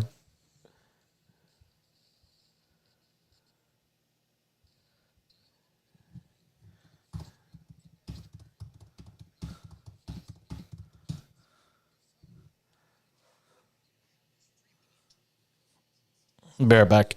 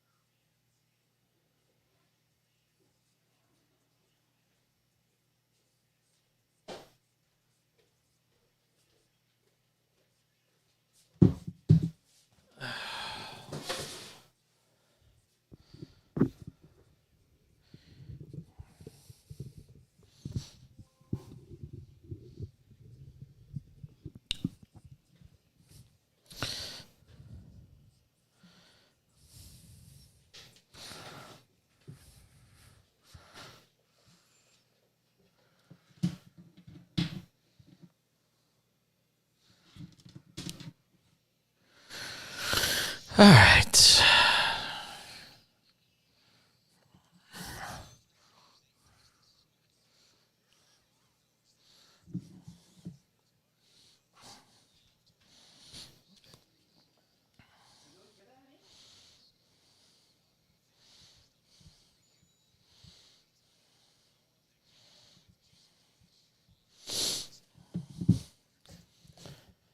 Final hour of a Tuesday/Wednesday edition of the show.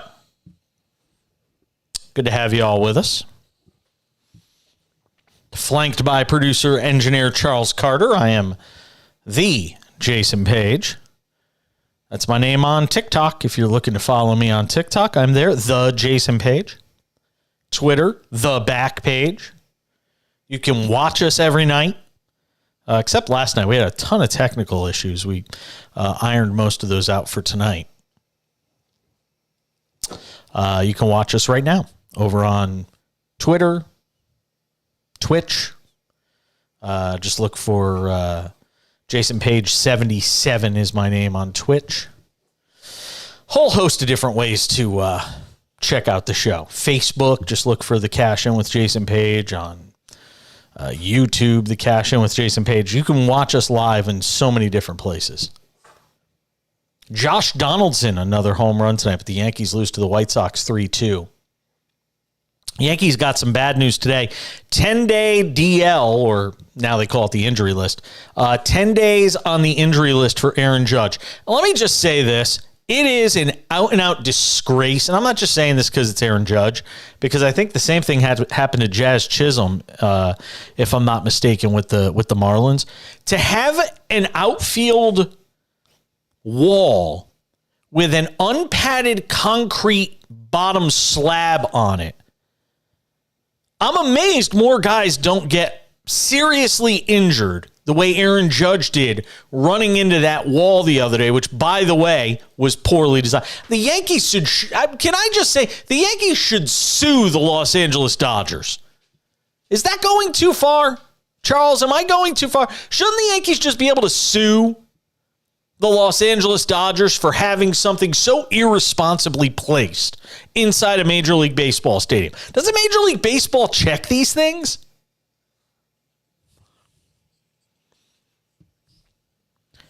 Yes.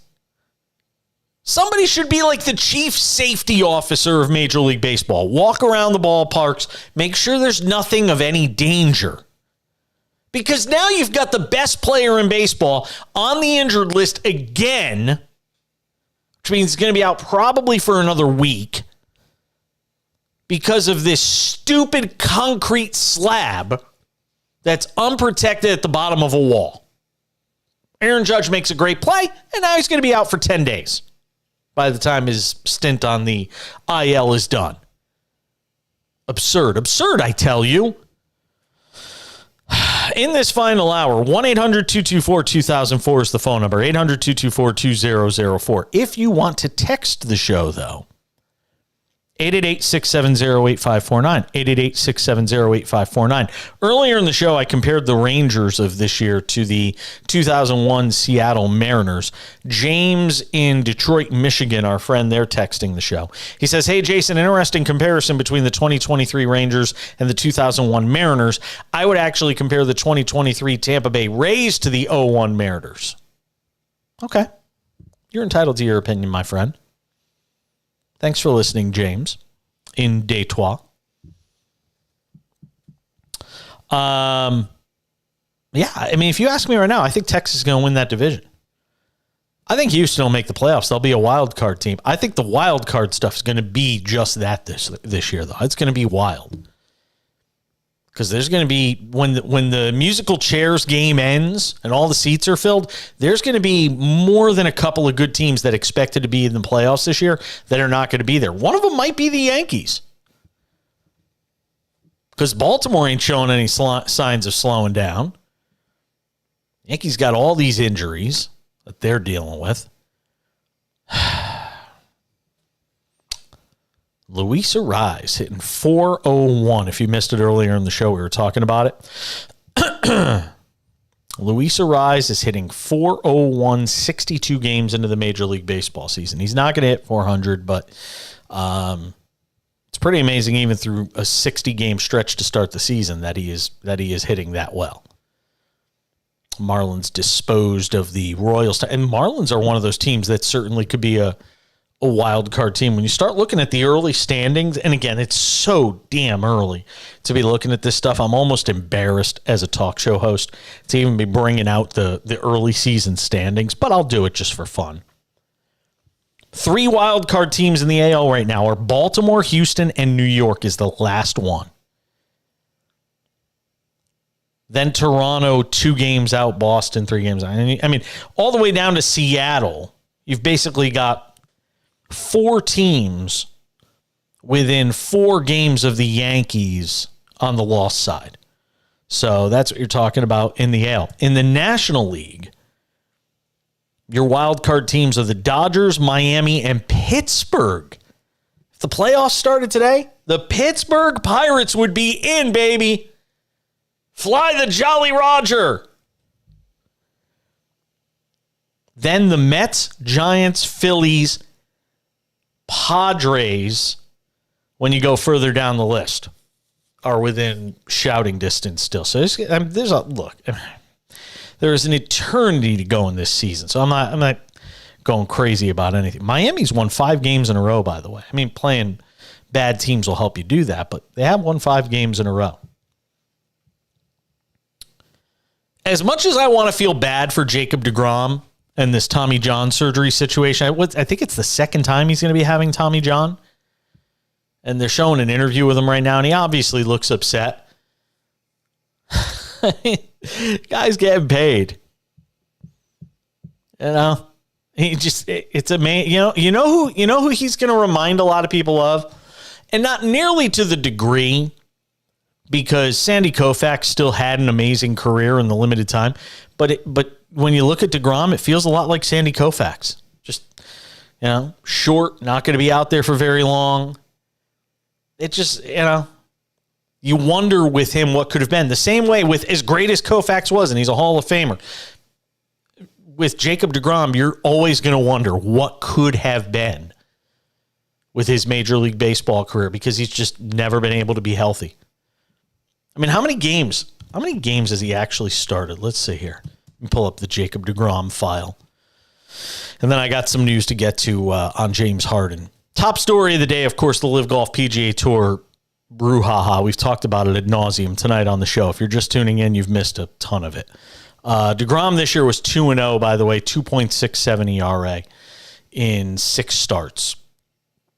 But if you look at his numbers for his career, 84 and 57, 2.5 ERA, basically. 215 games started. 1,652 strikeouts and 1,356 innings. Wow. 2 Cy Young Awards, Rookie of the Year. But he's 35 years old. I mean, he's been pitching in the big leagues since he was 26. He's now 35 years old. And in the last 4 seasons, when you include this season, in the last 4 years, he will have made 12, 27, carry the 38, 44 starts in the last 4 years total for Jacob deGrom. I mean, the last 4 years, he's basically barely been on the mound. And it just, again, it makes you sad for him. It makes you sad for baseball. But if you want to feel a little better, the dude's getting paid a lot. $30 million this year from the Rangers, $40 million next year, $40 million in 2025, $38 million in 2026, $37 million in 2027. Don't cry for him that much. Because the guy's still getting paid. He'll just be getting paid to rehab, essentially. As long as he does his rehab, he still gets paid. News on James Harden. Kurt Helin will join us later in the hour, and we will not talk about James Harden. But this on Pro Basketball Talk, NBCSports.com has it. Headline, James Harden reportedly torn over Philadelphia versus Houston. Why? Why? I mean, at least you have a chance to win some games in Philadelphia. You go to Houston and what? They're going to win 35 games next year if you're lucky? That would be a great season if they won 35. I'm probably being generous. Maybe 28 wins next year? Shams Charania of The Athletic on the Ryan Russillo podcast today said this: we're less than a month out from free agency starting. I really think he's torn with the prospect of staying in Philadelphia or moving on to Houston potentially and returning back to his home. That's where his roots are and his family there, of course.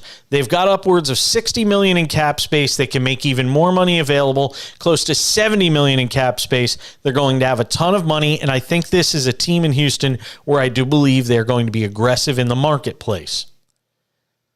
My sense right now, Charania says, is someone that is torn. This is someone that is torn. I think whichever way it goes, it'll be relatively close. That's why as we get closer to July 1st, June 30th, those conversations he's going to have as he becomes a free agent with Nick Nurse, the new head coach with the Sixers, and with Daryl Morey, what their vision is for him, what their vision is for that team, what that offer ultimately is going to be versus comparing it to whatever Houston comes with on June 30th or July 1st. Those are all very important factors. This is a guy you would assume would sit down with both teams. Philadelphia is going to have a window earlier, potentially going in and scheduling meetings. It's a situation now where we're going to see which way it lands. They got the 4th pick in the draft, do the Rockets. We got about a month before we see it play out. We're coming back. I got some more notes on the Live Golf PGA Tour merger next.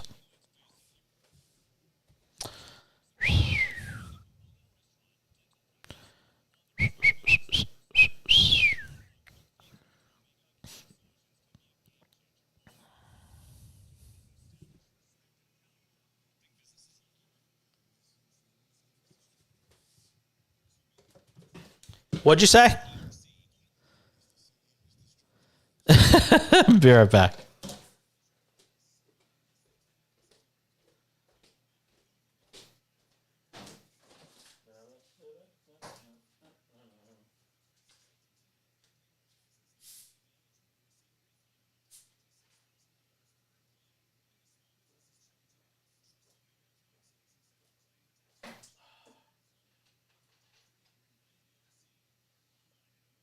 I swear that Trader Joe's mixed berry is the greatest seltzer water ever.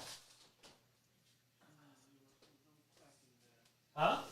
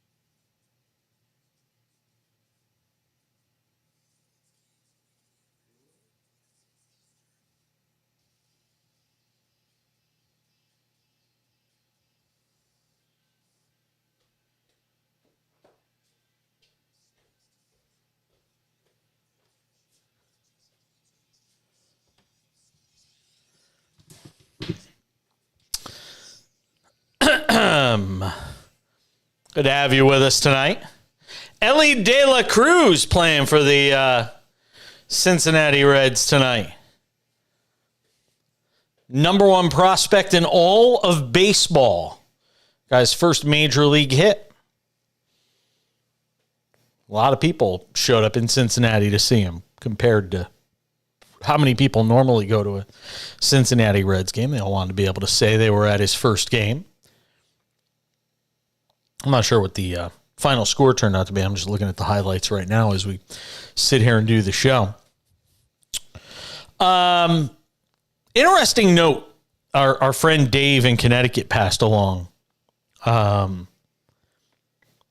Very interesting in that it gives you a window into just how quickly this turn of events happened with the PGA Tour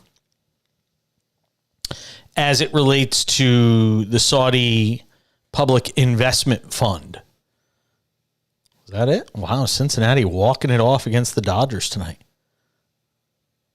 It's a good win. 9-8, Reds beat the Dodgers tonight. They were down 8-6 in the ninth. And they walk it off against the Dodgers 9-8. So this was passed on to me by, as I said, our friend in Connecticut, Dave. It was a tweet that was put out by Connecticut Senator Chris Murphy, who tweeted this out today upon hearing the news of the PGA Tour Live Golf merger. So weird, Chris Murphy tweeted. PGA officials were in my office just months ago talking about how the Saudis' human rights record should disqualify them from having a stake in a major American sport. I guess maybe their concerns weren't really about human rights. The world is a business, Mr. Beale. It has been since man crawled out of the slime. Yes, it is. But, I mean, I have no reason to believe that Chris Murphy would have lied about something like this. And no reason for him to lie about it. But it just goes to show you that this turn from the PGA Tour, something had to have happened. Some have suggested maybe it was Brooks Koepka winning the Masters. Was it the Masters he won? No, PGA Championship. That's what it was. Yeah, PGA Championship.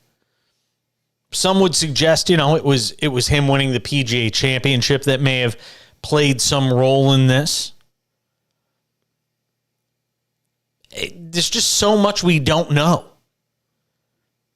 And we know there's a lot of anger right now from the players on the PGA Tour who all said no to that Saudi money at the behest of the commissioner that's now gone and turned his back on them and made a deal with the same Saudis that launched Live Golf that he told his guys not to go join. Could you imagine? Could you imagine if you're one of those guys that stood by the PGA Tour, you were offered money by Live Golf, you said no, and now those same guys are going to come back with all that money in 2024 and rejoin the PGA Tour. Can you imagine? Oh, my God. Good golly, Miss Molly. There's going to be some hurt feelings, man. Going to be some hurt feelings, I can promise you. 1-800-224-2004, 800-224-2004. The text line is 888-670-8549, 888-670-8549. And again, these golfers right to his face called Jay Monahan a hypocrite. And he's like, yeah, all right, I'm here. Say what you want. Now, it's not like Major League Baseball or the NHL or the NBA or the NFL, where if you're a player and you stand up and in the press or to the face of the commissioner, you say something, you could be suspended. Jay Monahan has nothing he can do to these PGA Tour players. They can say whatever they want. They could come out in the press and crush him. They can say whatever they want. So how far is this going to go? And it almost makes you wonder if there's going to be a change in the conduct just because he's got to worry about these guys.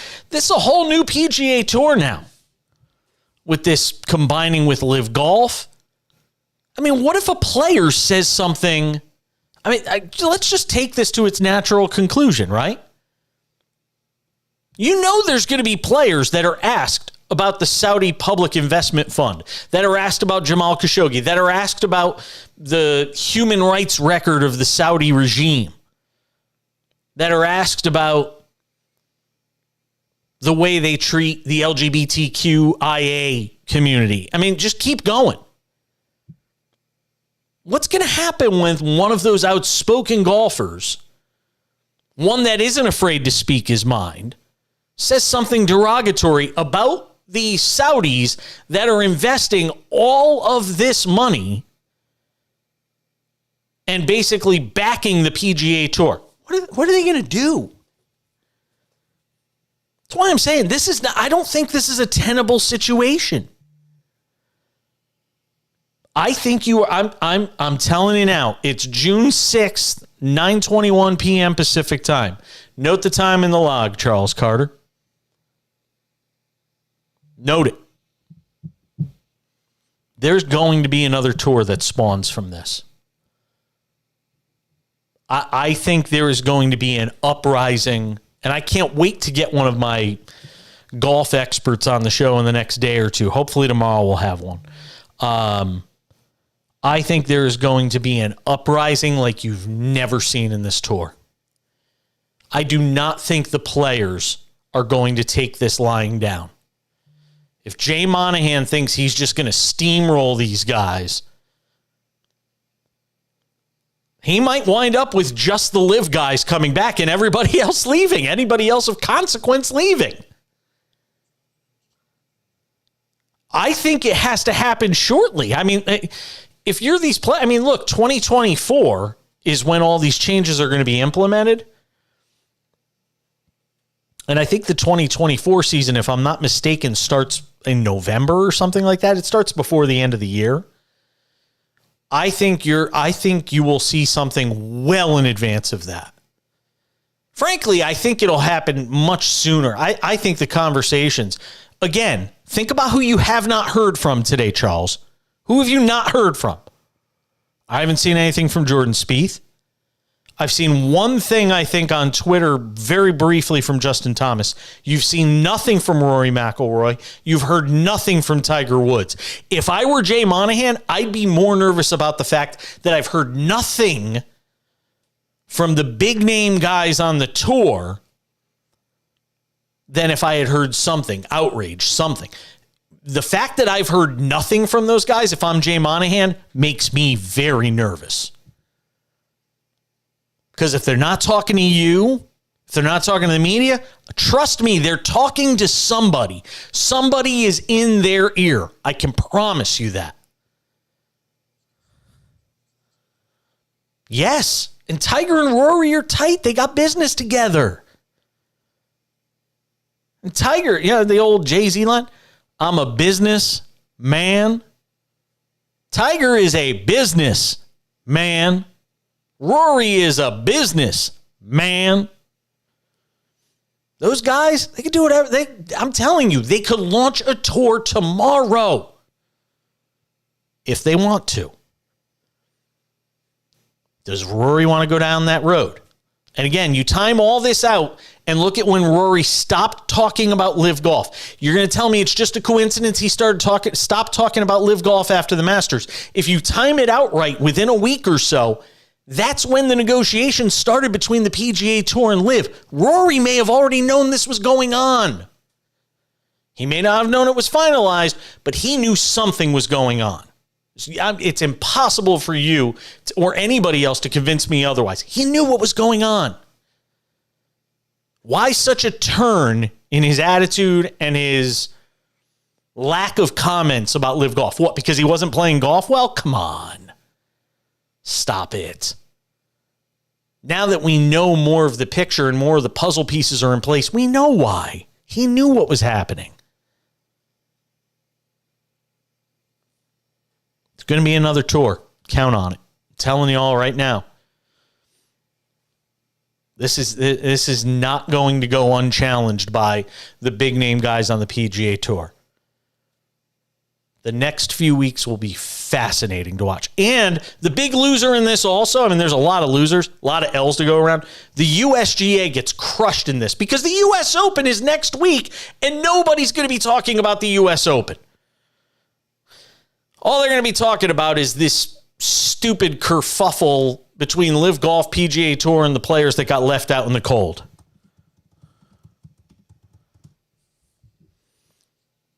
All right. We're coming back. Kurt Heelan on the other side from the NBA Finals in Miami. From Pro Basketball Talk at NBCSports.com. It's the Cash In.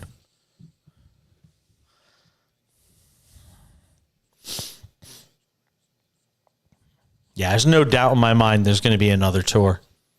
No doubt.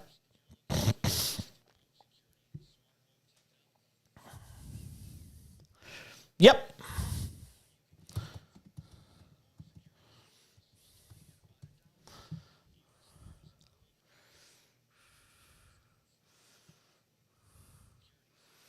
I don't know.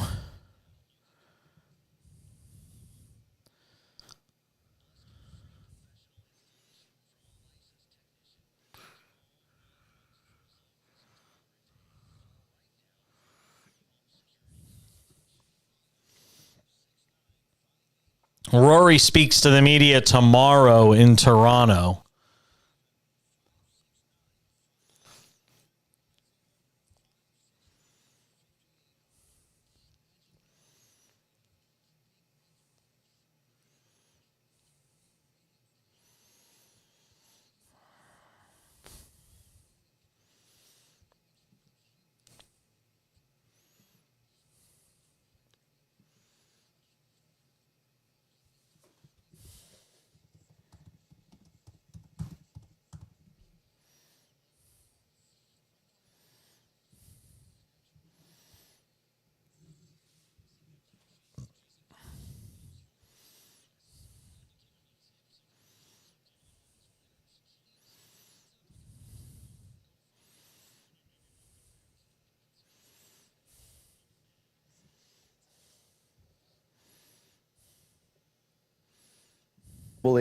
And wanting to grow the game.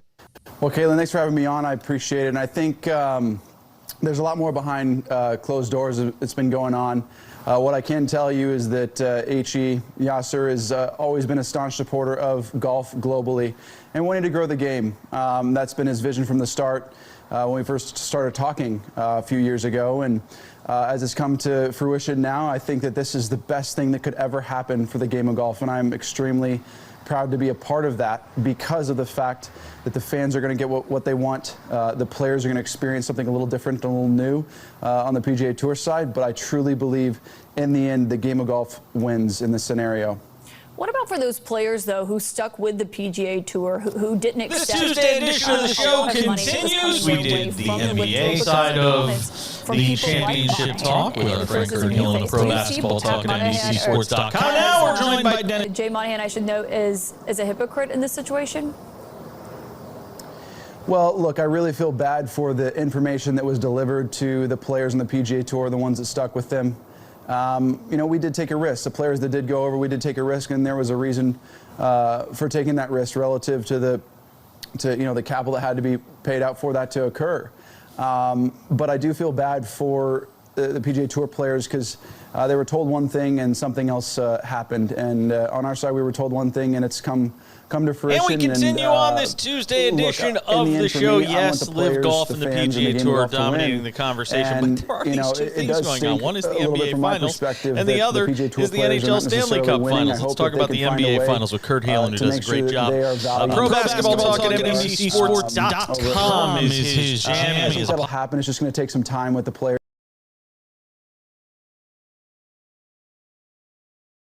Of Game 3 tomorrow night.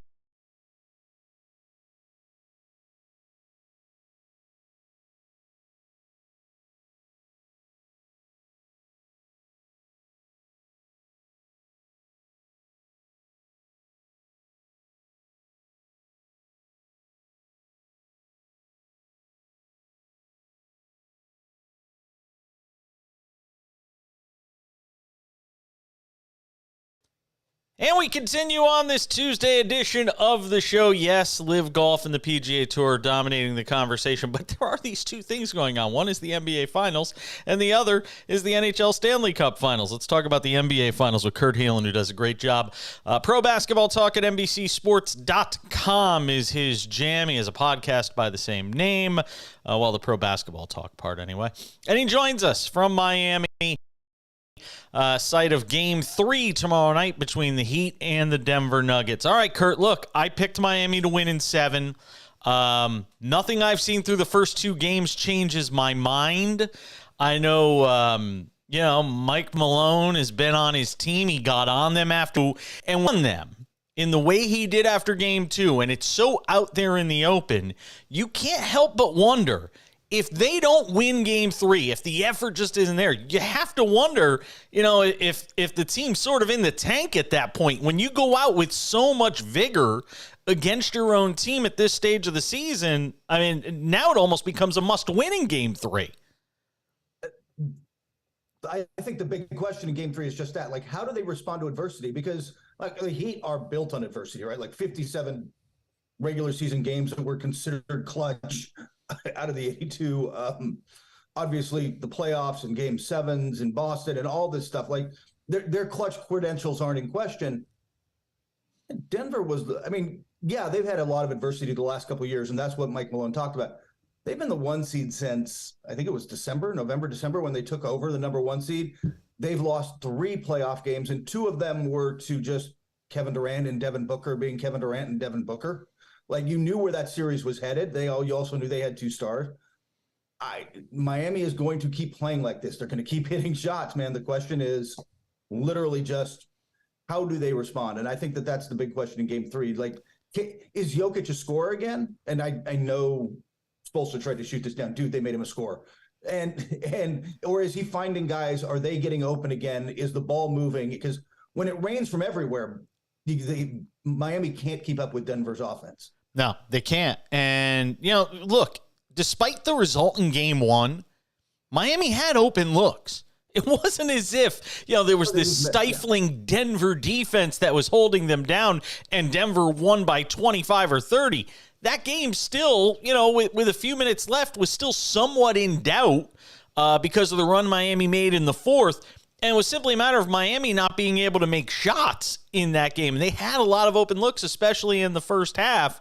So based on what I've seen in the first 2 games, Miami's going to get their looks. It's just a question of whether they got the guns to make it 4 times in 7 games, because it feels like they're going to get their looks. First off, their shooting is absolutely their bellwether, right? And it's been this way all playoffs. But they've done consistently well all playoffs. They've had 7 games over 45%, 9 games over 40%. They've averaged over 40% from 3, and they didn't against the Knicks because that was just a rock fight for 7. That was for games. But against the Bucks, against the Celtics, they were shooting over 40%. There's no reason to think they won't keep doing that. To me, that's not really. I think it really comes down to that, and it also comes down to, I think the other question I've got now is the 4th quarter, Jason. Like, first 3 quarters of the first 2 games, Denver is plus 29. They are minus 21 in the 4th, or Miami's plus 21, if you want to look at it that way. Miami has owned this game in the 4th of both games. If that trend continues, Miami will win this series. Yeah, it's remarkable. Kurt Heelan, Pro Basketball Talk at NBCSports.com, is our guest here on the Cash-In on SportsMap Radio the night before Game 3 of this NBA Final between the Heat and the Nuggets, this Game 3 in Miami. I was talking about this with somebody yesterday, and I want to bring it up to you. And I don't know if we're hearing enough about it. Maybe you are down there inside the belly of the beast and being around all the media guys. I think about Pat Riley when I watch this series and I watch this Miami Heat team. And as much as we love to talk about Eric Spoelstra, to me, so much of what we're seeing in Miami is the culture of the organization set at the top by Pat Riley, handed down to Eric Spoelstra, and him implementing that in his own way. This just feels so much like a Pat Riley team. Am I wrong? Yeah. No, you are absolutely right. And I think, honestly, the only reason you don't see more of it is that Pat doesn't make himself available. And he doesn't want to be in the spotlight that way anymore. He wants Eric Spoelstra to have that shine, for lack of a better word. I'm not sure Eric Spoelstra's thrilled about it sometimes, but like that's the role. But it is absolutely the same Heat culture. It gets overused, but it is genuinely true. Like they are a different organization than everybody else in the NBA. And it goes through conditioning. It goes through the type of players they bring in. It goes into the mentality. And that's where, honestly, on top of just, when we love to talk about 7 undrafted players and ABC will put up a graphic that literally blocks out the play because there's too many players to see. Saying all that, getting Jimmy Butler mattered because there aren't a lot of superstars. Kevin Durant, I don't think he fits in, right? Like, I don't think he's a classic Heat culture guy. They'd win with him because he's Kevin bleeping Durant, right? But like, there are certain guys who would fit what they want to do, and I don't know if there's a star in the league who fits it better than Jimmy Butler. I worry about Butler, though. The two-way player thing is great, but when you're talking 100 games deep into the season and playing both ends of the floor, I worry whether he's going to have enough late in these games as we get deeper into what is going to be a long series, whether he's going to have enough in those legs to make shots when it matters. He showed up in the fourth quarter of Game 4 after, I think, going 4 for 13 through the first 3 quarters of Game 2. He showed up in the fourth. I just wonder if he's going to have enough to get them over the finish line when it matters. Yeah, especially now that they've got him on Jamal Murray. He and Bam have to do so much on both ends now. Jokic and Murray on that end, which is maybe the best pick and roll combo in the league, at least as good as any pick and roll combo in the league. You're asking a lot. I will say this: Jimmy might be the best conditioned athlete in the league. In a league where even within like, you're a professional athlete, there's a certain level of baseline conditioning that comes with this. He's probably in better condition than most. He handles it better than most, but I think it's a fair concern. Since he tweaked his ankle last series, he's looked a little, some of the explosion hasn't been there, but he's also a high IQ player. He does get in the way of stuff. He just is in the right place. Yeah. And I'll finish with this. And I've talked about it throughout this postseason with Miami. They just seem unflappable. They seem unfazed. You look at their reaction after Game 1 in that loss and the reaction from Denver after the Game 2 loss, and you see these completely polar opposite universes where one team, it feels like there's panic, and maybe it's because Miami isn't supposed to be here. Maybe it's because they're not supposed to win the series. I don't know what it is, but I continue to see that one theme throughout this postseason. They aren't flappable. I think you are correct there. They are unfazed, and I think what you saw with Denver was a team that frankly played Game 2 with some arrogance. I mean, they were up 15 in the second. They put their run together. They expected them to fold like pretty much every other team has. The Lakers did play them tough for 4 games, but could never beat them. But teams have just folded in the wake of the if I use avalanche, that becomes a hockey reference in Colorado, Denver. But the avalanche of shots they hit in that offense, they overwhelm teams. And Miami's like, nah, we're just going to keep doing what we do, and we're going to come back. And I think they had some arrogance that wasn't going to happen to them, and it did. And like I said, now there's your adversity. How are you going to respond? 30 seconds. I thought Miami was going to win before the series based on what you've seen the first 2 games. Any reason to think otherwise? I picked Denver. I'm not switching off of it either. But I had Denver in 5, and I now regret that. This is going to be a much longer series than that. Kurt Heelan, Pro Basketball. Yeah. No, I got you. Pro Basketball Talk at NBCSports.com. That's Kurt Heelan in Miami. Kurt, appreciate it, my friend. Thank you, man. Get some thoughts with him on this NBA final. By the way, speaking of the NBA final, we haven't talked about the odds at all for that Game 3. Right now, Miami plus 2.5. I love them. Although you got to know Denver's coming out with everything they got tomorrow night early in that game to try and land an early knockout punch. Take that crowd out of it down there in South Beach. You can just count on it. Miami plus 2.5. Denver minus 142 on the money line. Miami plus 120. 214.5 is the total for Game 3 of this NBA Finals series, with it tied at 1 game apiece. How are the TV ratings on that stuff? Let's see. NBA Finals Game 2 ratings, TV. How did it do?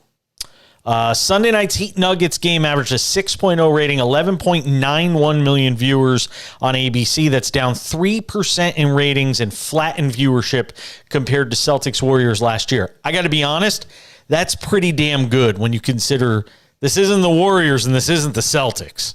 It's Miami, Denver, I mean, that's a terrific number for game 2. And I think game 3 will do a big number as well. Well, simply because now people know it's going to be a series. It's not going to be a rout. I think game 3 will do a good number. Bryson DeChambeau is talking. We have it on the other side. Stay with us. Thank you.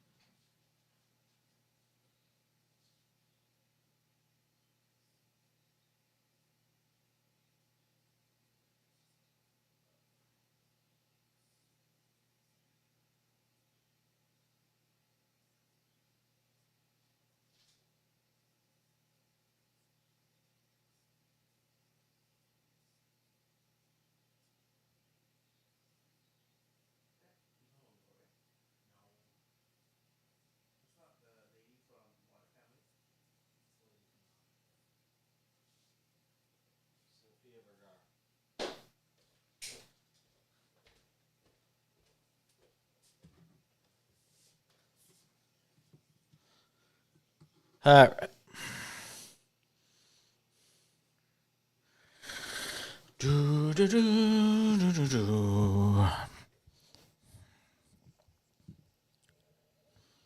Whether it's right or wrong is always subject to what people believe. And, behind closed doors, there was a lot going on. Players like myself was willing to take that role.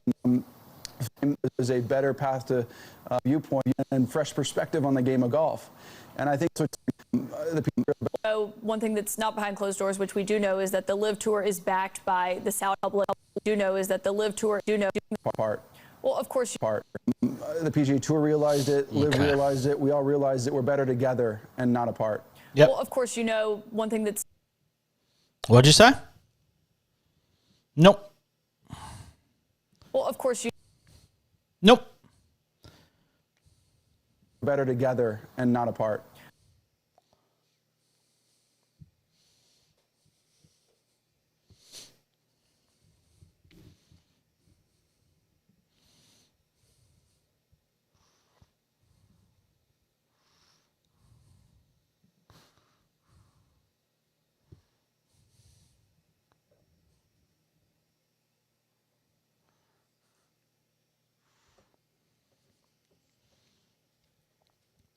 All right, late breaking tonight. Bryson DeChambeau of Live Golf, a guest on CNN Primetime with Caitlin Collins. And, well, I feel like he stepped in it a bit. You know this question's coming, revolving around Live Golf and the Saudis backing it, the PIF. Listen to the questions and answers asked of Bryson DeChambeau earlier tonight. Well, of course, you know, one thing that's not behind closed doors, which we do know, is that the Live Tour is backed by the Saudi Public Investment Fund, which, of course, is run by and backed itself by the Saudi Crown Prince Mohammed bin Salman. Because of this, that is why it has earned so much criticism, including from the families of 9/11 victims. And the group put out a statement today saying, quote, the PGA and Monahan, referring to the commissioner, appear to have become just more paid Saudi shills, taking billions of dollars to cleanse the Saudi reputation. How do you respond to that? Well, I think we'll never be able to repay the families back for what exactly happened just over 20 years ago. And what happened is definitely horrible. And I think as time has gone on, 20 years has passed, and we're in a place now where it's time to start trying to work together to make things better together as a whole. I have deep sympathy. I don't know exactly what they're feeling. I can't ever know what they feel, but I have a huge amount of respect for their position and what they believe. Nor do I ever want anything like that to ever occur again. I think as we move forward from that, we've got to look towards a pathway to peace, especially in forgiveness, especially if we're trying to mend the world and make it a better place. Yeah. I think this is what they're trying to accomplish. Liv is trying to accomplish. The PIF is trying to accomplish. We're all trying to accomplish is a better world for everybody and a way to provide great. Oh, my goodness. It's like a runaway train. Make it stop. Charles, make it stop. Pathway to peace. I heard what those families went through is horrible. No, running over a squirrel is horrible. Watching your family members die on airplanes and in the World Trade Center and at the Pentagon, it's something a little worse than horrible. Stooge. He's a stooge. Yeah. Oh, no. No kidding. You wouldn't want something like that to happen again. Wow. High bar there. Entertainment for everybody around the world. It's not just about 9/11. What does it make you uncomfortable at all? Because it's not just that they're accused of financing terrorism. They also are accused of killing a Washington Post reporter, Jamal Khashoggi. How do you feel knowing that that is where the money is backed by?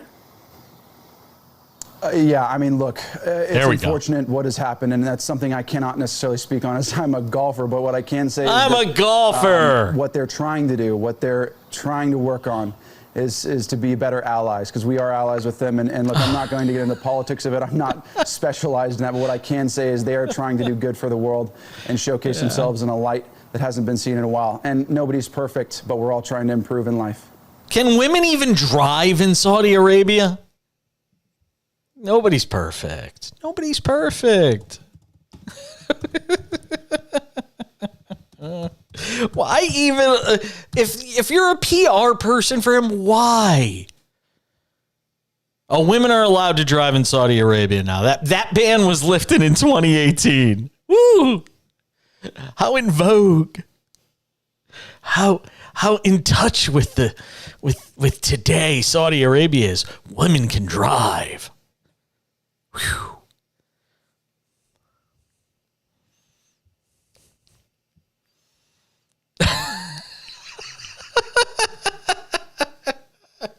I mean, seriously.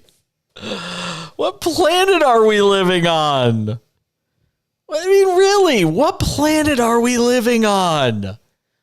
Let's trot out. I mean, who thought it was a good idea tonight, whether it was Liv or Bryson DeChambeau's PR team? Who woke up tonight and was like, hey, you know what? Tonight's the night we're going to put Bryson DeChambeau on CNN, where they're going to ask him tough questions and just watch him fall all over his face. Trying to make the world a better place. Where's Michael Jackson when I need him? Heal the world, make it a better place. That's Saudi Arabia. That's what they're doing. Jamal Khashoggi's cut up into 1,000 little pieces somewhere because they still never found the body. A Washington Post journalist. The best you can tell me is, well, nobody's perfect. Can I use that one the next time I get in trouble? Can I just go say the most vile thing ever, do the most vile thing ever, and then just say, well, sorry, Judge, nobody's perfect. You know. Oh, the path of forgiveness. Oh, my God.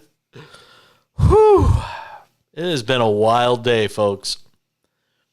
I will share one exchange I had. I was texting with Jimmy Roberts today.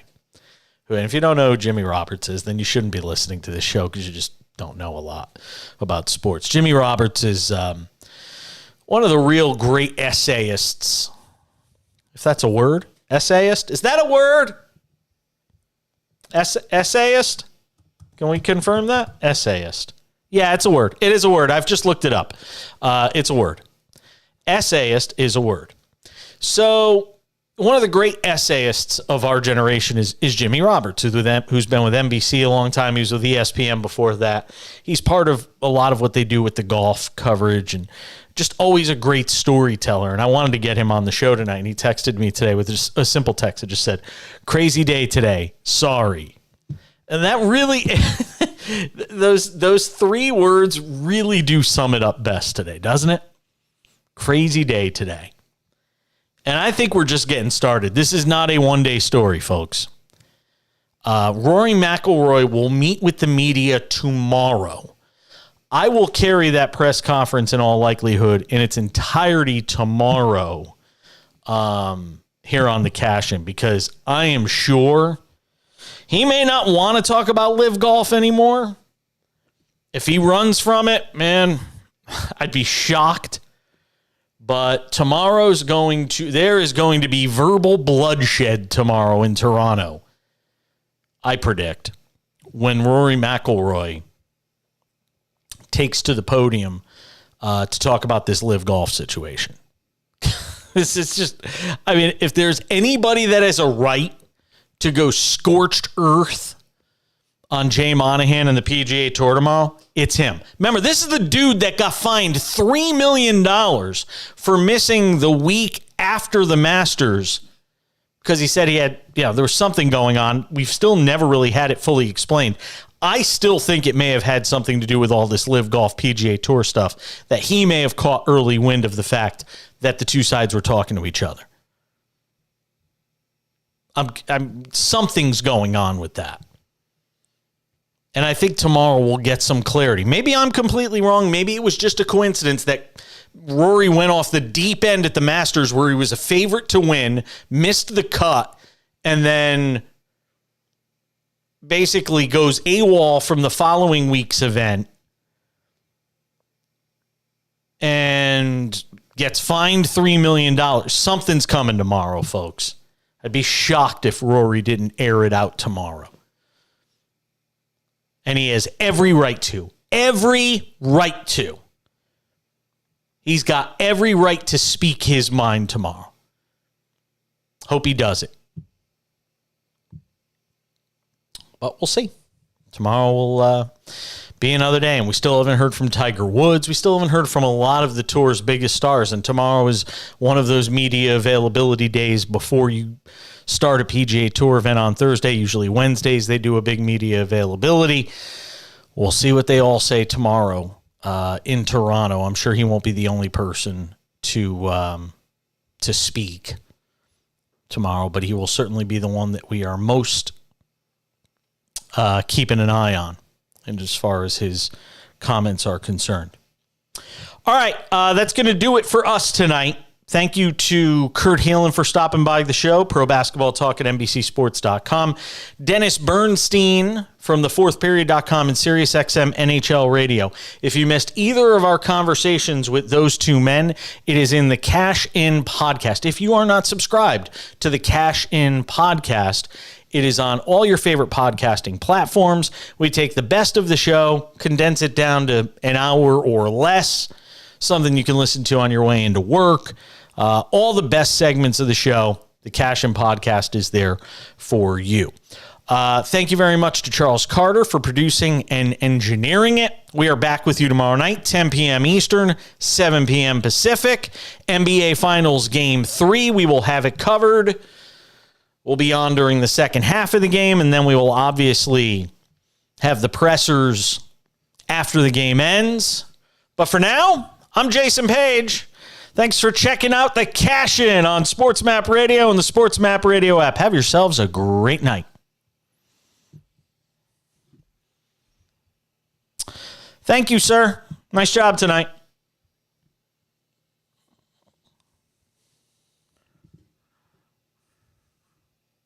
Yeah, dude, listen, anything you can do. There's going to be another conversation with me and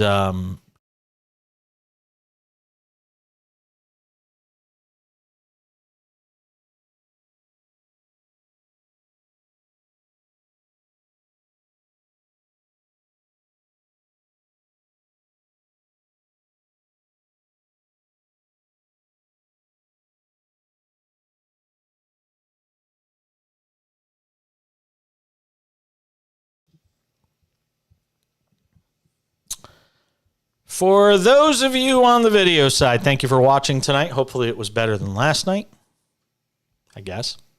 I'll catch you all back here on Wednesday night. Same bat time, same bat channel. I'm Jason Page. Thanks for watching.